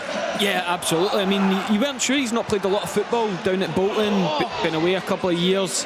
You weren't sure what kind of nick he would be in. As I spoke to Robbo before the game, and you're wondering would you have started him, would you not have started him? He couldn't have scripted this. You think of, you say, 20 years, and full house in the home end at Falkirk, and within an hour he scored a hat-trick on his return. So yeah, I mean, could that be the kickstart? It has been a bit of a struggle over the last month for Falkirk, really up and down, but off the back of losing Callum Morrison, it could be a real big statement signing from Falkirk. Yeah, and they're doing the business this afternoon. They've come from behind to lead at home to Partick Thistle. Let's continue then around the grounds, very much in the balance in Perth. John Robertson, either side showing that they've got what it takes to win this game. No, as the answer at the moment, they're just so evenly matched, which is credit to Hamilton Accies, who are about to make a triple change now. John Rankin, just short of the hour mark, is Longridge, Shaw and McKinstry are about to come on here. But as I say, they've kept St Johnstone very... I've been disappointed with St Johnstone. I've listened to Alan Preston in particular going on about how gung-ho and how attack-minded St Johnstone were under Simo Valakari. They've not shown any of that at all today. It's been a very lacklustre, weak performance at the moment. It's been met by a really physical, strong Hamilton Accies team who have just got their tackles in. They've been competitive all the way through. They've not been dirty in any way, shape or form. They've just been very, very physical, got their tackles in, not giving St Johnstone a minute in the ball. And apart from that wonderful opportunity for Mackenzie Kirk in the 41st minute, they've not really carved open a decent chance. Hamilton, since the second minute, third minute, they've not really created much themselves. Chance, Kenny, here again. Who knows? Yes, Leanne? Yeah, I mean, it's for the visitors. It's a lovely ball over the top, and it's Finlay Marshall. Again, he's through and go. I actually thought he was marginally offside. I mean, I'm a long way away from it. But he takes the ball down. Lovely touch. But again, straight to the goalkeeper. Poor effort. And then he looks across for the assistant referee to give him a get-out-of-jail free card, and he keeps the flag down. Cove Rangers really have had more than enough in this game that they should at least be level at a minimum. Yep, they've certainly had their chances there, and there has been no shortage of chances for the home side. Certainly in that first half, Willie Miller. Have Airdrie tightened things up in the second? Yeah, they're actually playing a little bit better, a little bit more energy. There hasn't been any real kind of a tactical changes to it. Just the fact that they're more up for the competition. They're getting a bit closer to Dundee. It's more about effort and just trying to make a game of it. So it's been much more even in the second half. There haven't been a great deal of chances, but Airdrie have been in the Dundee half on more occasions than in the first half. So they have improved, but there's still a long way to go. So in the fifth round of the Scottish Cup, Dundee 4, Airdrie 0, Livingston 1, Cove Rangers 0, St Johnstone 0, Hamilton Accies 0, 5:30 start, Celtic at home to Raith Rovers. Full coverage to come right here on BBC Radio Scotland. One game in the Championship today. It's an absolute classic match. Falkirk 4, 10-man Partick Thistle 2 in League 1. Annan Athletic 1, Dumbarton 0, Arbroath 2, Inverness Cally Thistle 0, Montrose 1, Alloa Athletic 1, Stenhousemuir 2, Queen of the South 0 in League 2. Bonnyrigg 3, Peterhead 3, Clyde 1, Stranraer 0, Forfar Athletic 0, Edinburgh City 1, Stirling Albion 2-0 up at home to Elgin City, and a goal just coming through. East Fife are 1-0 up away at Spartans. I'll bring you that goal scorer in the next couple of minutes. So plenty more to look forward to on Sports Sound right across the weekend, and of course on BBC television on Monday night we have coverage of St Mirren against Hearts. That is a 7:45 kick-off. Just where the game's going a wee bit quiet for now. I was chatting there, we were chatting about Lyle Cameron and signing that pre-contract for Rangers. Lots of clubs did business, of course, in the January window. Still plenty of time for these players to make their mark between now and the end of the season. But looking back on the season as a whole, who do you think has been the best bit of business so far? Steve McGinn, you kick us off. I'm going Sam Dalby. Managers all the time speak about strikers, how hard it is to get that striker, that fit to 15-20 goal striker that is worth his weight and worth the points up the league. He has been the difference for Dundee United this season from most teams. It's why they're sitting third in the league. Brilliant bit of business, and even better to be able to hold on to him after the January window. Yeah, 11 goals in 22 appearances in the top flight for Sam Dalby. Who would you go for, John Robertson?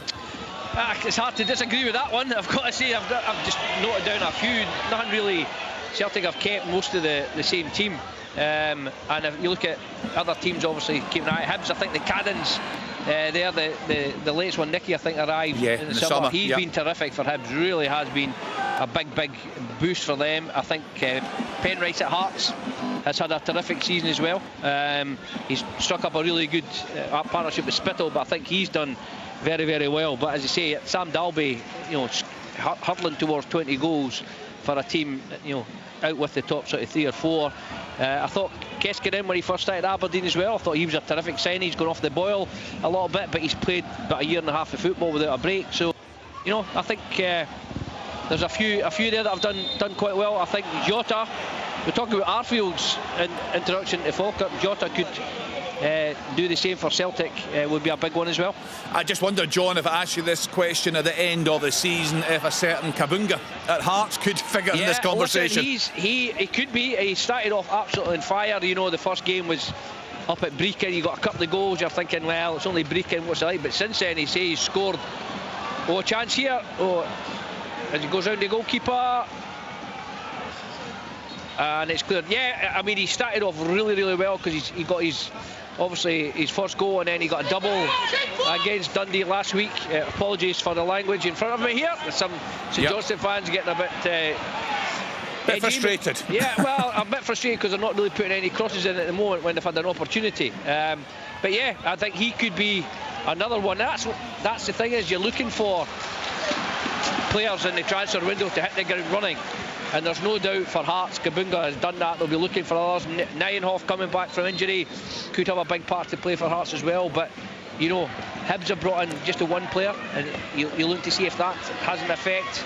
So, that's what you want. And, and the reason I'm saying that, I'm looking at St Johnstone here, and I'm not seeing any new lads. I'm not really done much today, and you're thinking they've got Sidibe on the bench. Where's he been? He was on fire early on in the season.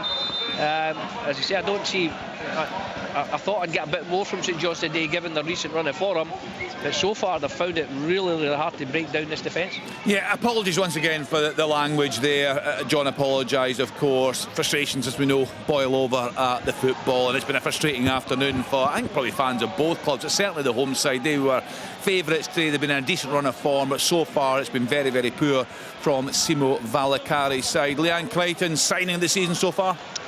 I think the ones that the guys have thrown out there, Sam Dalby certainly the obvious one, but I like Nicky Cadden. I think he's having a brilliant season.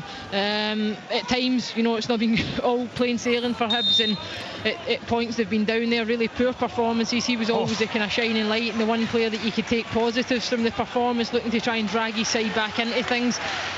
And as Hibs have turned the corner and the momentum's changed and performances have got better, I think he's just grown more and more within the team. So I think he's been a standout this season for me, so I'll go Nicky Cadden. That was some Miss Willie Miller at Dens Park. Kenny, I would report it to you, but honestly, I have not got a clue. The numbers, I know it was an Airdrie player down the right hand side, drilled it into the centre of the box. An Airdrie player missed it about 8 yards out. It fell to another Airdrie player outside the box who struck it, and it was a decent save. And I'm sorry, but that's as good as I can get. I cannot see. I'm not familiar with the players. I cannot see their numbers. The two of them. The first one was Reece Armstrong. He's in the middle of the goal, totally misses the ball, and then it comes to Frizzell, and on his left foot, I mean, it's an absolute sitter. The one I was thinking, the free kick, off the bar. Was it Frizzell that Frizzell took that one? Yeah. I'd be very interested if it was VAR, whether that would have been a penalty. It looked really close to the line. I know Frizzell moved it a couple of yards outside the box. There's a chance for Hamilton. All he shot's clean through. Save, sorry. What a chance. What a chance that is. And I tell you what, fair play to John Rankin. He switched it from a back three to a back four. He's gone 4-3-3. They've got a sniff now. Hamilton fans are excited. You can hear the St Johnstone fans in front of me what they think.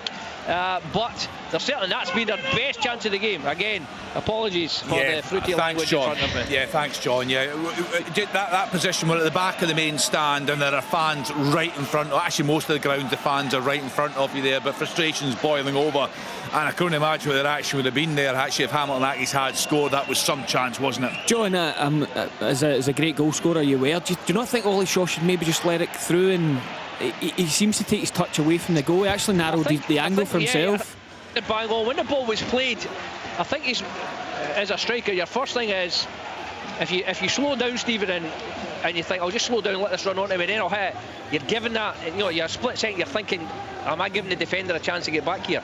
So I think your first thought is, I'll take it forward. Yes, I'll probably take it slightly away from goal, but you've got to back yourself. I just think he looks like a sub. He's only on 5 minutes or so. Maybe not the confidence to finish it off. Just needed that little bit more belief to drive it across it. I think if he goes across the goalkeeper, he's got a better chance. But that's the best chance. I'm telling you right now, there's a sniff of an upset here now, because the Hamilton fans are up for it and the St Johnstone fans are not happy, and Valkyrie's walking about in the dugout area, hands in pockets. He's not exactly inspiring anything great from the fans either. So there's a real lacklustre about St Johnstone today. And I just saw a quick glimpse there, John, of their away support. Given the position they're in the league, it's been tough times for them. That's a decent travelling support there today, isn't it? Well, it's been strange, because earlier on in the game, Brian McLaughlin next to me, who is always on the lookout for a good story and knows he sniffs them out, but they had a banner up giving John Rankin stick, saying 3 years of failure, John Rankin out, and they've been hurling insults towards the Hamilton Accies director's box as well. So I don't know if there's a bit of unrest there in that respect, but they're right behind their team at the moment, which is the most important thing, and their team certainly is giving them something to think about. I said that before the show, John. Really strange, the timing of losing your captain, your most influential player, and I think that was almost the final straw for the Accies fans, because they've got this new owner. You weren't sure what's the next direction for the club, and honestly, and that's, as I say, there's the banners here, but they've certainly been hurling insults at the Hamilton directors box. There's about, I would say there's probably around about 600 or 700 Accies fans, but there's you get the young ultra group, but people just to the right of that, older guys and women having a real pop. Because they're in the main stand here as well. The tendencies are dropping at Accies. It's not, and they're voting with their feet as well, not just their voice. Yeah, tough times for John Rankin and his players. Just apologies, we've not heard from Chip. There's a problem with the line at Falkirk. We'll try and re-establish that for you as things stand at Falkirk. It's been a fantastic game. That's the first thing to say. Just the one match in the championship today. Chick is there for us. Falkirk 4, 10-man. Partick Thistle 2. A couple of other goals coming in across the country. Elgin City pull one back away at Stirling Albion. Ross Draper on 70 minutes. Stirling Albion 3, Elgin City 1. And there was one other goal to bring you in Scotland so far this afternoon, and it is Dumbarton. That equalised with Dumbarton away and Athletic. Joel Mbungo on 64 minutes. Let's get back. Just get your thoughts, Willie. A lot of contenders for signings. Can I just... Oh, you're back, Chip. You're back. Yeah, Kenny, just before you go to Willie, just let me say that Scott Arfield has just gone off to a standing ovation from the Falkirk supporters. Remember, a hat-trick for him this afternoon. It's Falkirk leading Partick Thistle by 4-2. He took a bow from the crowd. What a return. Hat-trick within less than an hour, as Stephen was saying exactly that. And it's still 4-2 to Falkirk, and as we stand, we are back at the top of the championship. What a miss! John! I don't know if it's a bad miss or brilliant defending there, but the ball's been played by Duke McKenna. It's come to the back post. Mackenzie Kirk's teed it up, he's volleyed it, and I think it's McGowan. No. Tumulty, I think it was. He's just thrown himself to the ground with his back to goals, and he's managed to block it. What an opportunity for St Johnstone. He should have scored today, Mackenzie Kirk. I think the first one's a sitter. I would give credit there to the defender. It's really brave. Tumulty's just all or nothing, and probably as an Accies player, they're starting to feel there is something there for them if they can defend. There's no doubt. Yeah. Ground right now, the St Johnstone fans are, apart from the ones in front of me, are deadly quiet, and the Hamilton fans are bouncing about. By the way, look, a combined age of Chick and Willie here, that's all I'm saying. Not that I'm casting aspirations, but there's a couple of, it's like the two boys from the Muppets, Stadler and Waldorf. They're giving it pelters.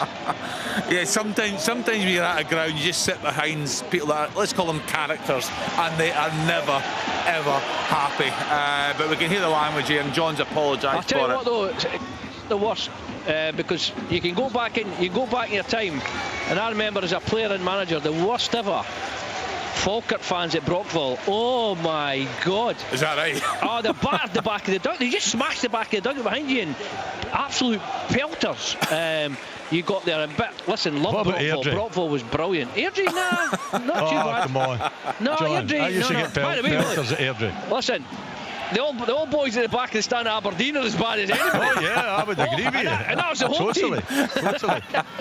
I remember boys, the press box Aberdeen. I remember when I was manager and we had a game at Airdrie, and honestly, John, the language, the old Broomfield. The old Broomfield, the long walk. The long walk down. So dearie me. I'm getting pelters, right? So I've taken it. Goal! Yes! Falkirk have wrapped up now. It's all over. 5th goal for them. The celebrations begin. All 3 points will remain here. I think it is Brad Spencer with a header again. Header in the middle of the park. 5-2 to Falkirk. They're cruising to all 3 points and back to the top of the table. It's got to be one of the best songs that gets played when a goal gets scored. I can see the smile on your face, Steve McGinn. Lots of memories flooding back. Good memories. What I would say is, I spoke a couple of weeks ago about an unselfish dressing room there at Falkirk. Chance! Oh! Mackenzie Kirk again. This is the miss of the game. This time there's a brilliant ball in from Duke McKenna. All the pieces in the ball. Mackenzie Kirk runs onto it, middle of the goal, 6 yards out, and he's glanced it past the post. What another opportunity for St Johnstone and Mackenzie Kirk. I think he's heard on the first half's a bigger sitter than that, John. I think he's really unlucky there, that one. And he's been a good signing for them, hasn't he? David, come on, I'm a striker, I'm telling you. The one in the first half didn't have as much pace in it. He had to generate a wee bit. Mistimed it, as you called it, brilliantly. But that one, everyone's on. You just have to hit the target. Yep. Yeah, Liam McCann with that goal. Yeah, Liam McCann, was it? No, it was Nicky Hogarth. Oh, it's coming up. All right, it's coming to the wires. It's Liam McCann. We'll maybe get that Nicky changed. Hogarth's a I goalie, got it wrong as well. So it's Hogarth, I think, with the He's with a the goalie. header. In any case, it's caused that. It's triggered a mass evacuation. Jack, of the, how can the goalie score? Support. It's a Nicky Hogarth's a goalie. Yeah, that's a good point. But you're well made there. Right, it's coming up the wires. Did you It's say it was Liam Liam McCann. Henderson? No, Liam McCann is coming up the wires. 76 minutes. Well, I'm going to check that. It certainly wasn't Nicky Hogarth. You're talking about brave football now. 4-2 up, they're sending a goalie up for corners. That's showing off. I'm having a technological breakdown. Anyway, it's 5-2, and the Partick Thistle fans are evacuating the place. To be fair to Chick, I know what it's like. We've got technical issues there today, but Chick has brought us all the goals. They've not missed a goal. It's been a fantastic match there. Willie, no, actually, Willie, your story. I was enjoying that. the one at Broomfield, yeah. Yes. When you walk down, you get absolute pelters. I get pelters for 80 minutes, right? And we're sitting there, and Drew Jarvie, and I'm trying to keep Drew quiet, you know, because not respond. So eventually he gives up after 80 minutes. And the language, I tell you, it was vile.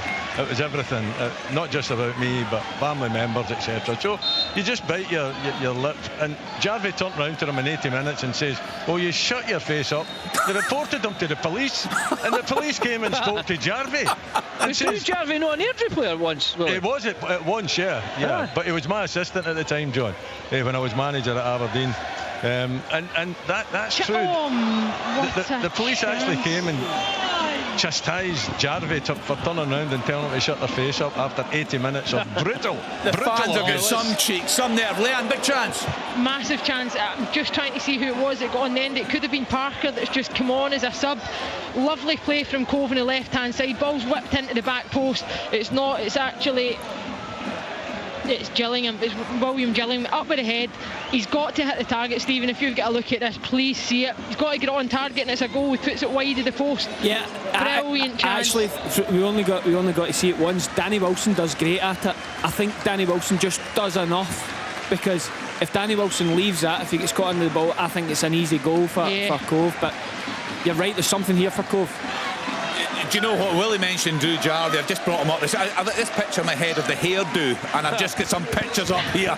Willie, did you never give him a bit of advice? I mean, that's a sweep over. He looks so much better with a shaved head. He's okay now, yeah. He's Kenny, that's the thing. What we were saying though about Airdrie is that all these new stadiums are fantastic, but some of the grounds you have to go to. Aye. To go and play the old Scottish Cup games that are genuine, you know, that thankfully the facilities and the pitches have got better, but some of the ground, I talked about Palmerston Park, it's not changed much since then.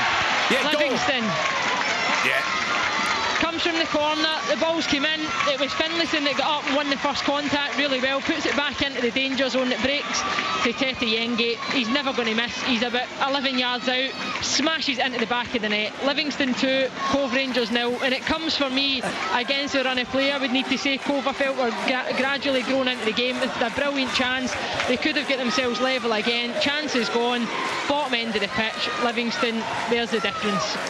Yeah, that is the difference, and you're right, Cove are right in that game. It's a long way back, what, maybe 7, 8, 9 minutes to play. I had a wee thing written down here about VAR. I was watching the programme last night, Sports Scene, and the game down at Somerset Park, and they're talking about the clubs having the option of VAR. It's mandatory for Premiership clubs to have it if the game is on television. So Celtic, Aberdeen, Rangers, St Mirren, all these games will have VAR. The rest of the grounds, they had the option, and we know it costs money, and a lot of these clubs decided, understandably, not to pay it. But Steve McGinn, you've just been a very good point to me there. Yeah, we watched a rerun, John, I don't think you'll be aware of it, but Ryan McGowan by accident is just about caught the... there's a huge honestly, if St Johnstone had paid for VAR, they might well be in the quarter-final of Scottish Cup, because that was a Stonewall penalty if it goes to VAR. But see, here's the thing, you talk about the discussion aspect of it. Is that not, are we not changing the rules here? Is it not unfair that some games are being refereed differently because of VAR? I think that's a good point, John. Did you watch the FA Cup last night? The goal for Harry Maguire? Yeah, Maguire's offside. But what I'm saying is that all the games in England are not having VAR up until the quarter-finals, I believe. But in Scotland, we've got some games have got VAR and some games have not. So whether we like it or not, some teams are going to be on the end of decisions that other teams won't be. There's a perfect example. You know, McGowan's handled it here, so what if St Mirren has? Oh, Livingston! Yes, Leanne. It's a quick fire double for Tete Yengi. They turned the ball over really quickly. I think it came actually, I put my head down to put some notes in my page, and I picked my head up, and Livingston are on the counter attack. The ball broke again. It's Yengi with a left foot. Untidy for Cove Rangers, they're out of shape, they've not got enough bodies behind the ball, can't get enough pressure. I actually thought he'd taken a touch that was too heavy, but he managed to recover it and smashes the ball into the bottom corner again. Livingston 3, Cove Rangers 0. Absolutely, the game's dead and gone now. And you know what, Leanne, we discussed this at the top of the programme. As I said, you had a good long chat with him on one of the Sports Scene programmes. What a fantastic season Livingston are having.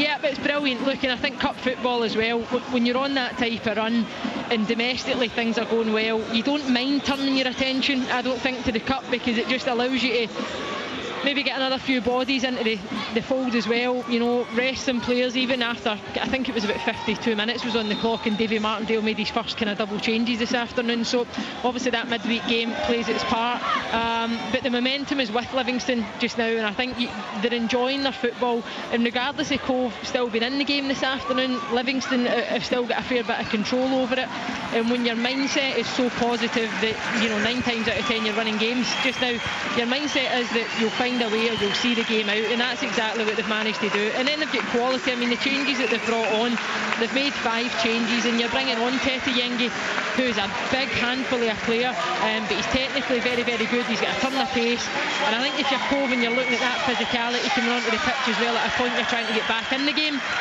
he's just proven his quality there, as I say, with that quick fire double. So no, you're right, Livingston are certainly enjoying themselves now. Yeah. I think that's an important point you make, Leanne, just about the mindset of where they're at, because if Livingston are having a struggling season, maybe if they're still in the Premier League, they're used to losing most weeks, and Cove have the 2 or 3 great chances they've had, do they then go, let's just try and see out the 1-0? But actually they've just kept playing and kept, as you say, enjoying themselves. And Tete Yengi, you get that mindset, Stephen. You know what it's like when you go, this is inevitable, they're going to score. Yeah. It doesn't matter what we do at some point, whether it comes for that corner, a relapse in concentration for somebody. I just think that's your default.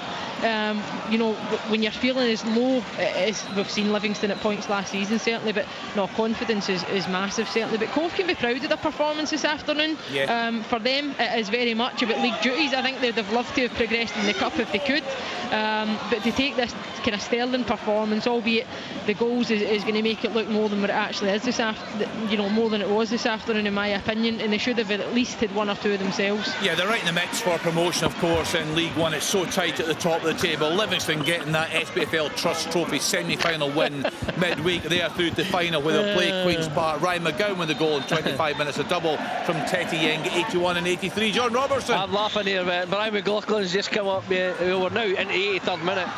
Not a great deal happening, but Brian's come up with those of us. I think we could be here for a long time yet. Yeah, it could be a long. Listen, John, I was thinking that in the last round, wasn't it? It was up in Dingwall, the game with Dingwall. We got extra time, but at least it was goals. It was a fantastic game, lots of goals and aspects of it, and it was strange because even that Leanne's talking about the Livingston, Dave Martindale resisted until 10 minutes to go in the second half extra time before he brought on one substitute. He brought on 3 subs and they all combined to get the winning goal in the last minute. But you're right, Livingston are flying. They're in the final of the Challenge Cup. They're into the quarter-final of the Scottish Cup. So you know they're going great guns in the league. So it's going to be a wonderful finish to the end of the season for the Lions fans. Yeah, absolutely. Willie, just seen quite an important substitution made there by Tony Docherty. Joe Shaughnessy's a big player for Dundee. Of course, we've seen a lot of him at Aberdeen. He's back in the park after a long time out with injury. Yeah, I've known Joe since he was a kid coming to Aberdeen. Had to deal with his father.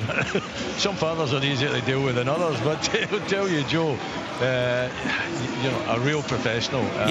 You know, very concentrated, and great to see him back getting a standing ovation here from the fans too. He's been out for such a long time, so absolutely he comes on for Clark Robertson, who is an ex-Aberdeen player as well, round about the same time, I would think. I would have to check that. But both young players coming through the ranks at Aberdeen, and Joe Shaughnessy, great to see him back on the field of play. Yeah, it was brilliant to see Willie. He's been a brilliant player in the Scottish Premiership over the years. People speak about leaders. He's been a leader at St Johnstone, St Mirren and now Dundee, and what a big, off the back of a couple of heavy defeats, a really young team. It'd be brilliant for Tony Docherty to have him back available. It's interesting, Willie, I interviewed him up when he was at St Johnstone, and I'd heard the guy saying his name. There's different variations of it, so I said to him, I said, look, is there that pause in the middle, Joe Shaughnessy? And he said, yeah, my dad insists on it. So I made no mistake with that one, but he's certainly a big player. He's so much experience. I think that's why I don't use it. I've always known him as Shaughnessy, so I'm sticking with it. I don't care what his dad says. Or Tom. It was Tom English, wasn't it? Yes. That out. He's another one, yes. Right, and Willie, I think we should give some credit to Airdrie, because it could have been any score at half-time, but they've done well in the second half. They played well, yeah. They've been very good in the second half, more like the Airdrie team that we're used to seeing. The first half was just abysmal from them. But the second half's been much, much better. You know, they put... And it's like they're enjoying themselves. You know, it's a game of football. Their energy levels are up. They're closing the opposition down. When they've got the ball, they're passing it. They're getting themselves forward. They're creating little opportunities as well. And whatever we said at half-time, it certainly worked. And you know, it's been a transformation for them. Unfortunately, to no end, because Dundee are going to get into the quarter-final. Both teams go for it here, Kenny. Hamilton brought on Ewan Henderson, and St Johnstone brought on Sidibé and Clark. Sidibé slipped in there, but well defended there by McGinty. But so forwards are getting thrown on here. We've got 5 minutes to go, as I say. So Hamilton have brought on Henderson and Shaw to boost their ranks. Sidibé and Clark have come on for St Johnstone for Griffith, and the unlucky Mackenzie Kirk. Yeah, John, you were talking about the change in shape that John Rankin had made. Anything at all from Simo Valakari? All he's really done is he's brought Dre right back from sort of right. Hold on, a shot, deflection, goal! Oh, it's hit Sidibé and gone in. It's unbelievably bad luck for St Johnstone there, but it was struck from about 35 yards. And it's crashed off the back of Sidibé, and it's wrong-footed Dean Linus. And with 4 minutes to go, St Johnstone are in front. Absolutely incredible. They are on a terrific run of form. Things just changing for Simo Valakari and his players. As for John Rankin, you've got to feel for him, Steve Miggin. Yeah, absolutely. I mean, Graham Carey's almost embarrassed. He scored some crackers from that. Oh, it's Sidibé that scored. I think it deflects a brilliant header from Sidibe there. Was it a header? Yes. If he's meant that, it's goal of the day. Graham Carey said that. Actually, we've just seen a replay. Sidibe does fantastically well to divert it with his head. I thought it just crashed off his back, but he's actually watched the flight of the ball. He's flicked it with his head. It's flew past Dean Linus, and with 4 minutes left, it's 1-0 to the Saints. That is brilliant, actually, isn't it? Yeah, because you're thinking, I mean, it was pure instinct. It was such a good header, and how he's kept that on target, the pace. I was wondering, because Graham Carey almost was embarrassed with people running to him, and I thought it must have been a big deflection. Yeah. Because he scored some special goals over the year, Graham Carey, with that left foot. But it's such a good striker's finish from Sidibe.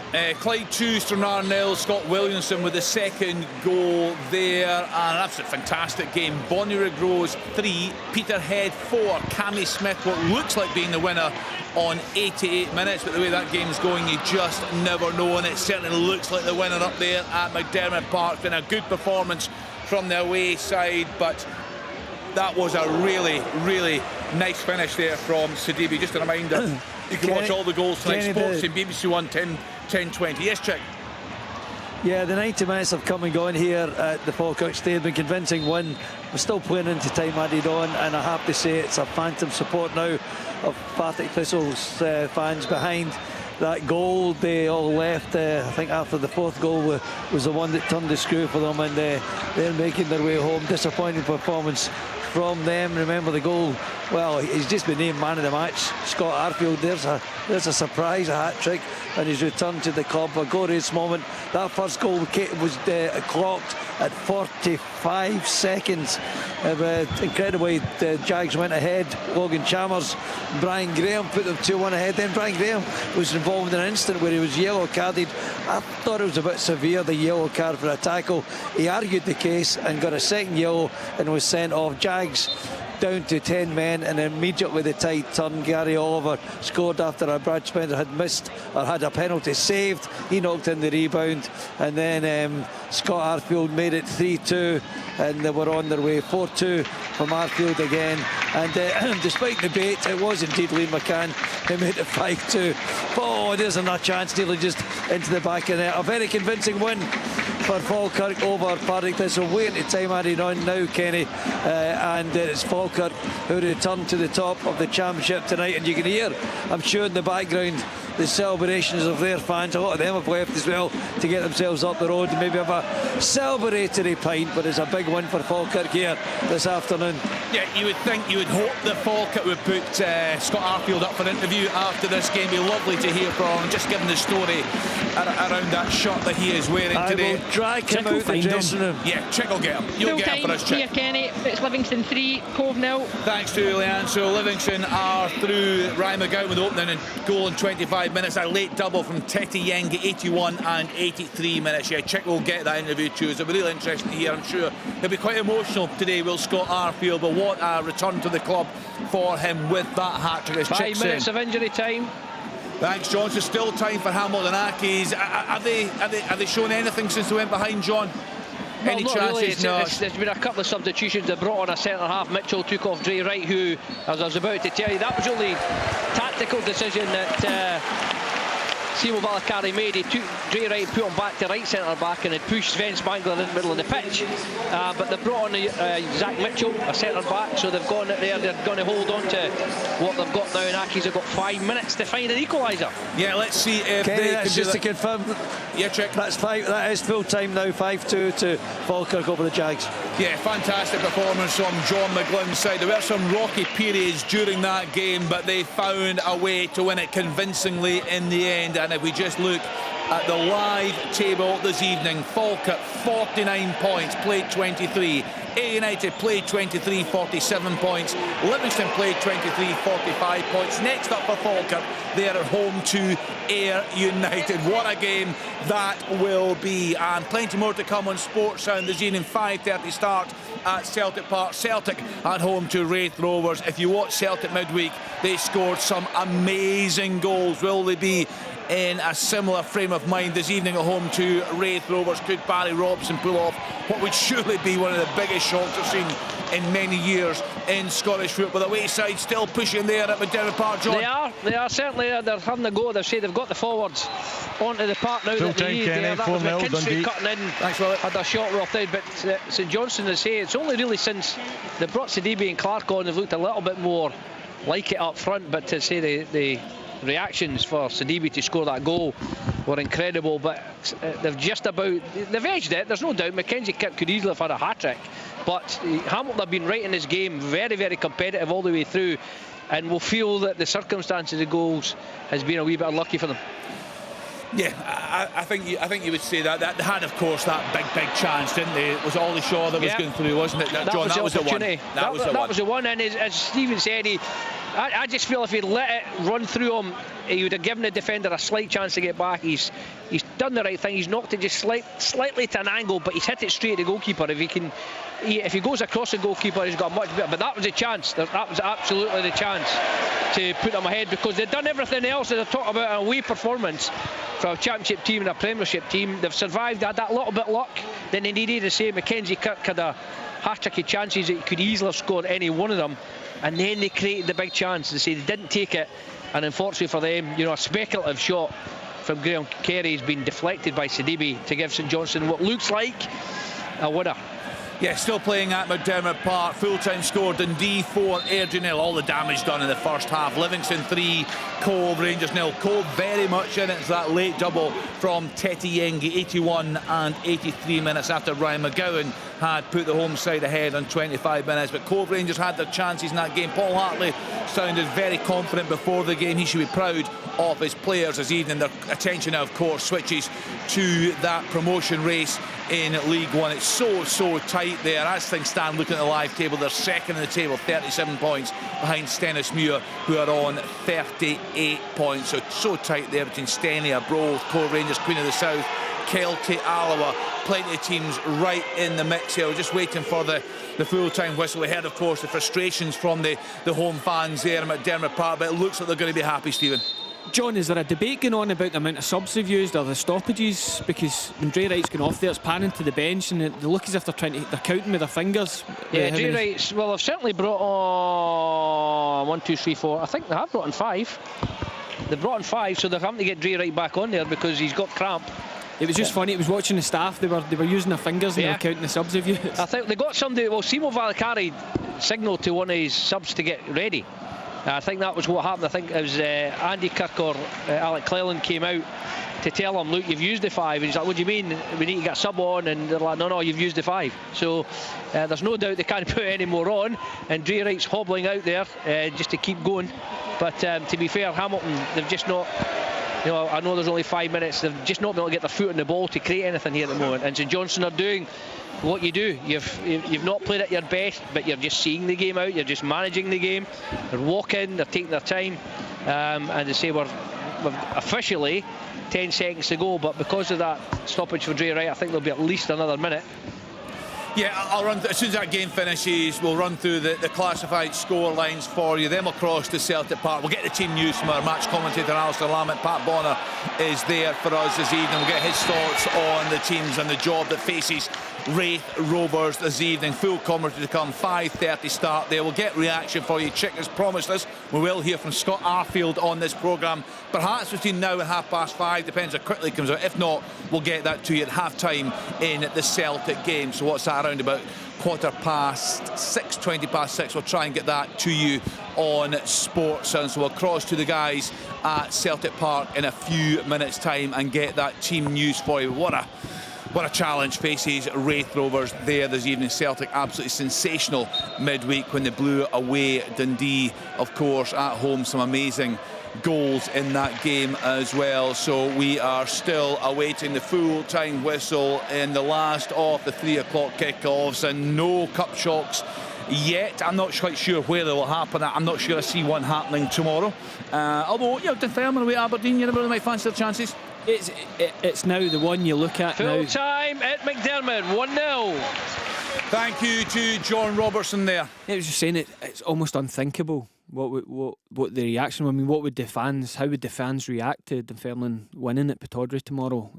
Aberdeen fans, for the most part, have really stuck with Jimmy Tilleen. They've really wanted it to work. They've been really supportive, but that would be a hammer blow if they were to get beat again tomorrow. So in the third round of the Scottish Cup today, Dundee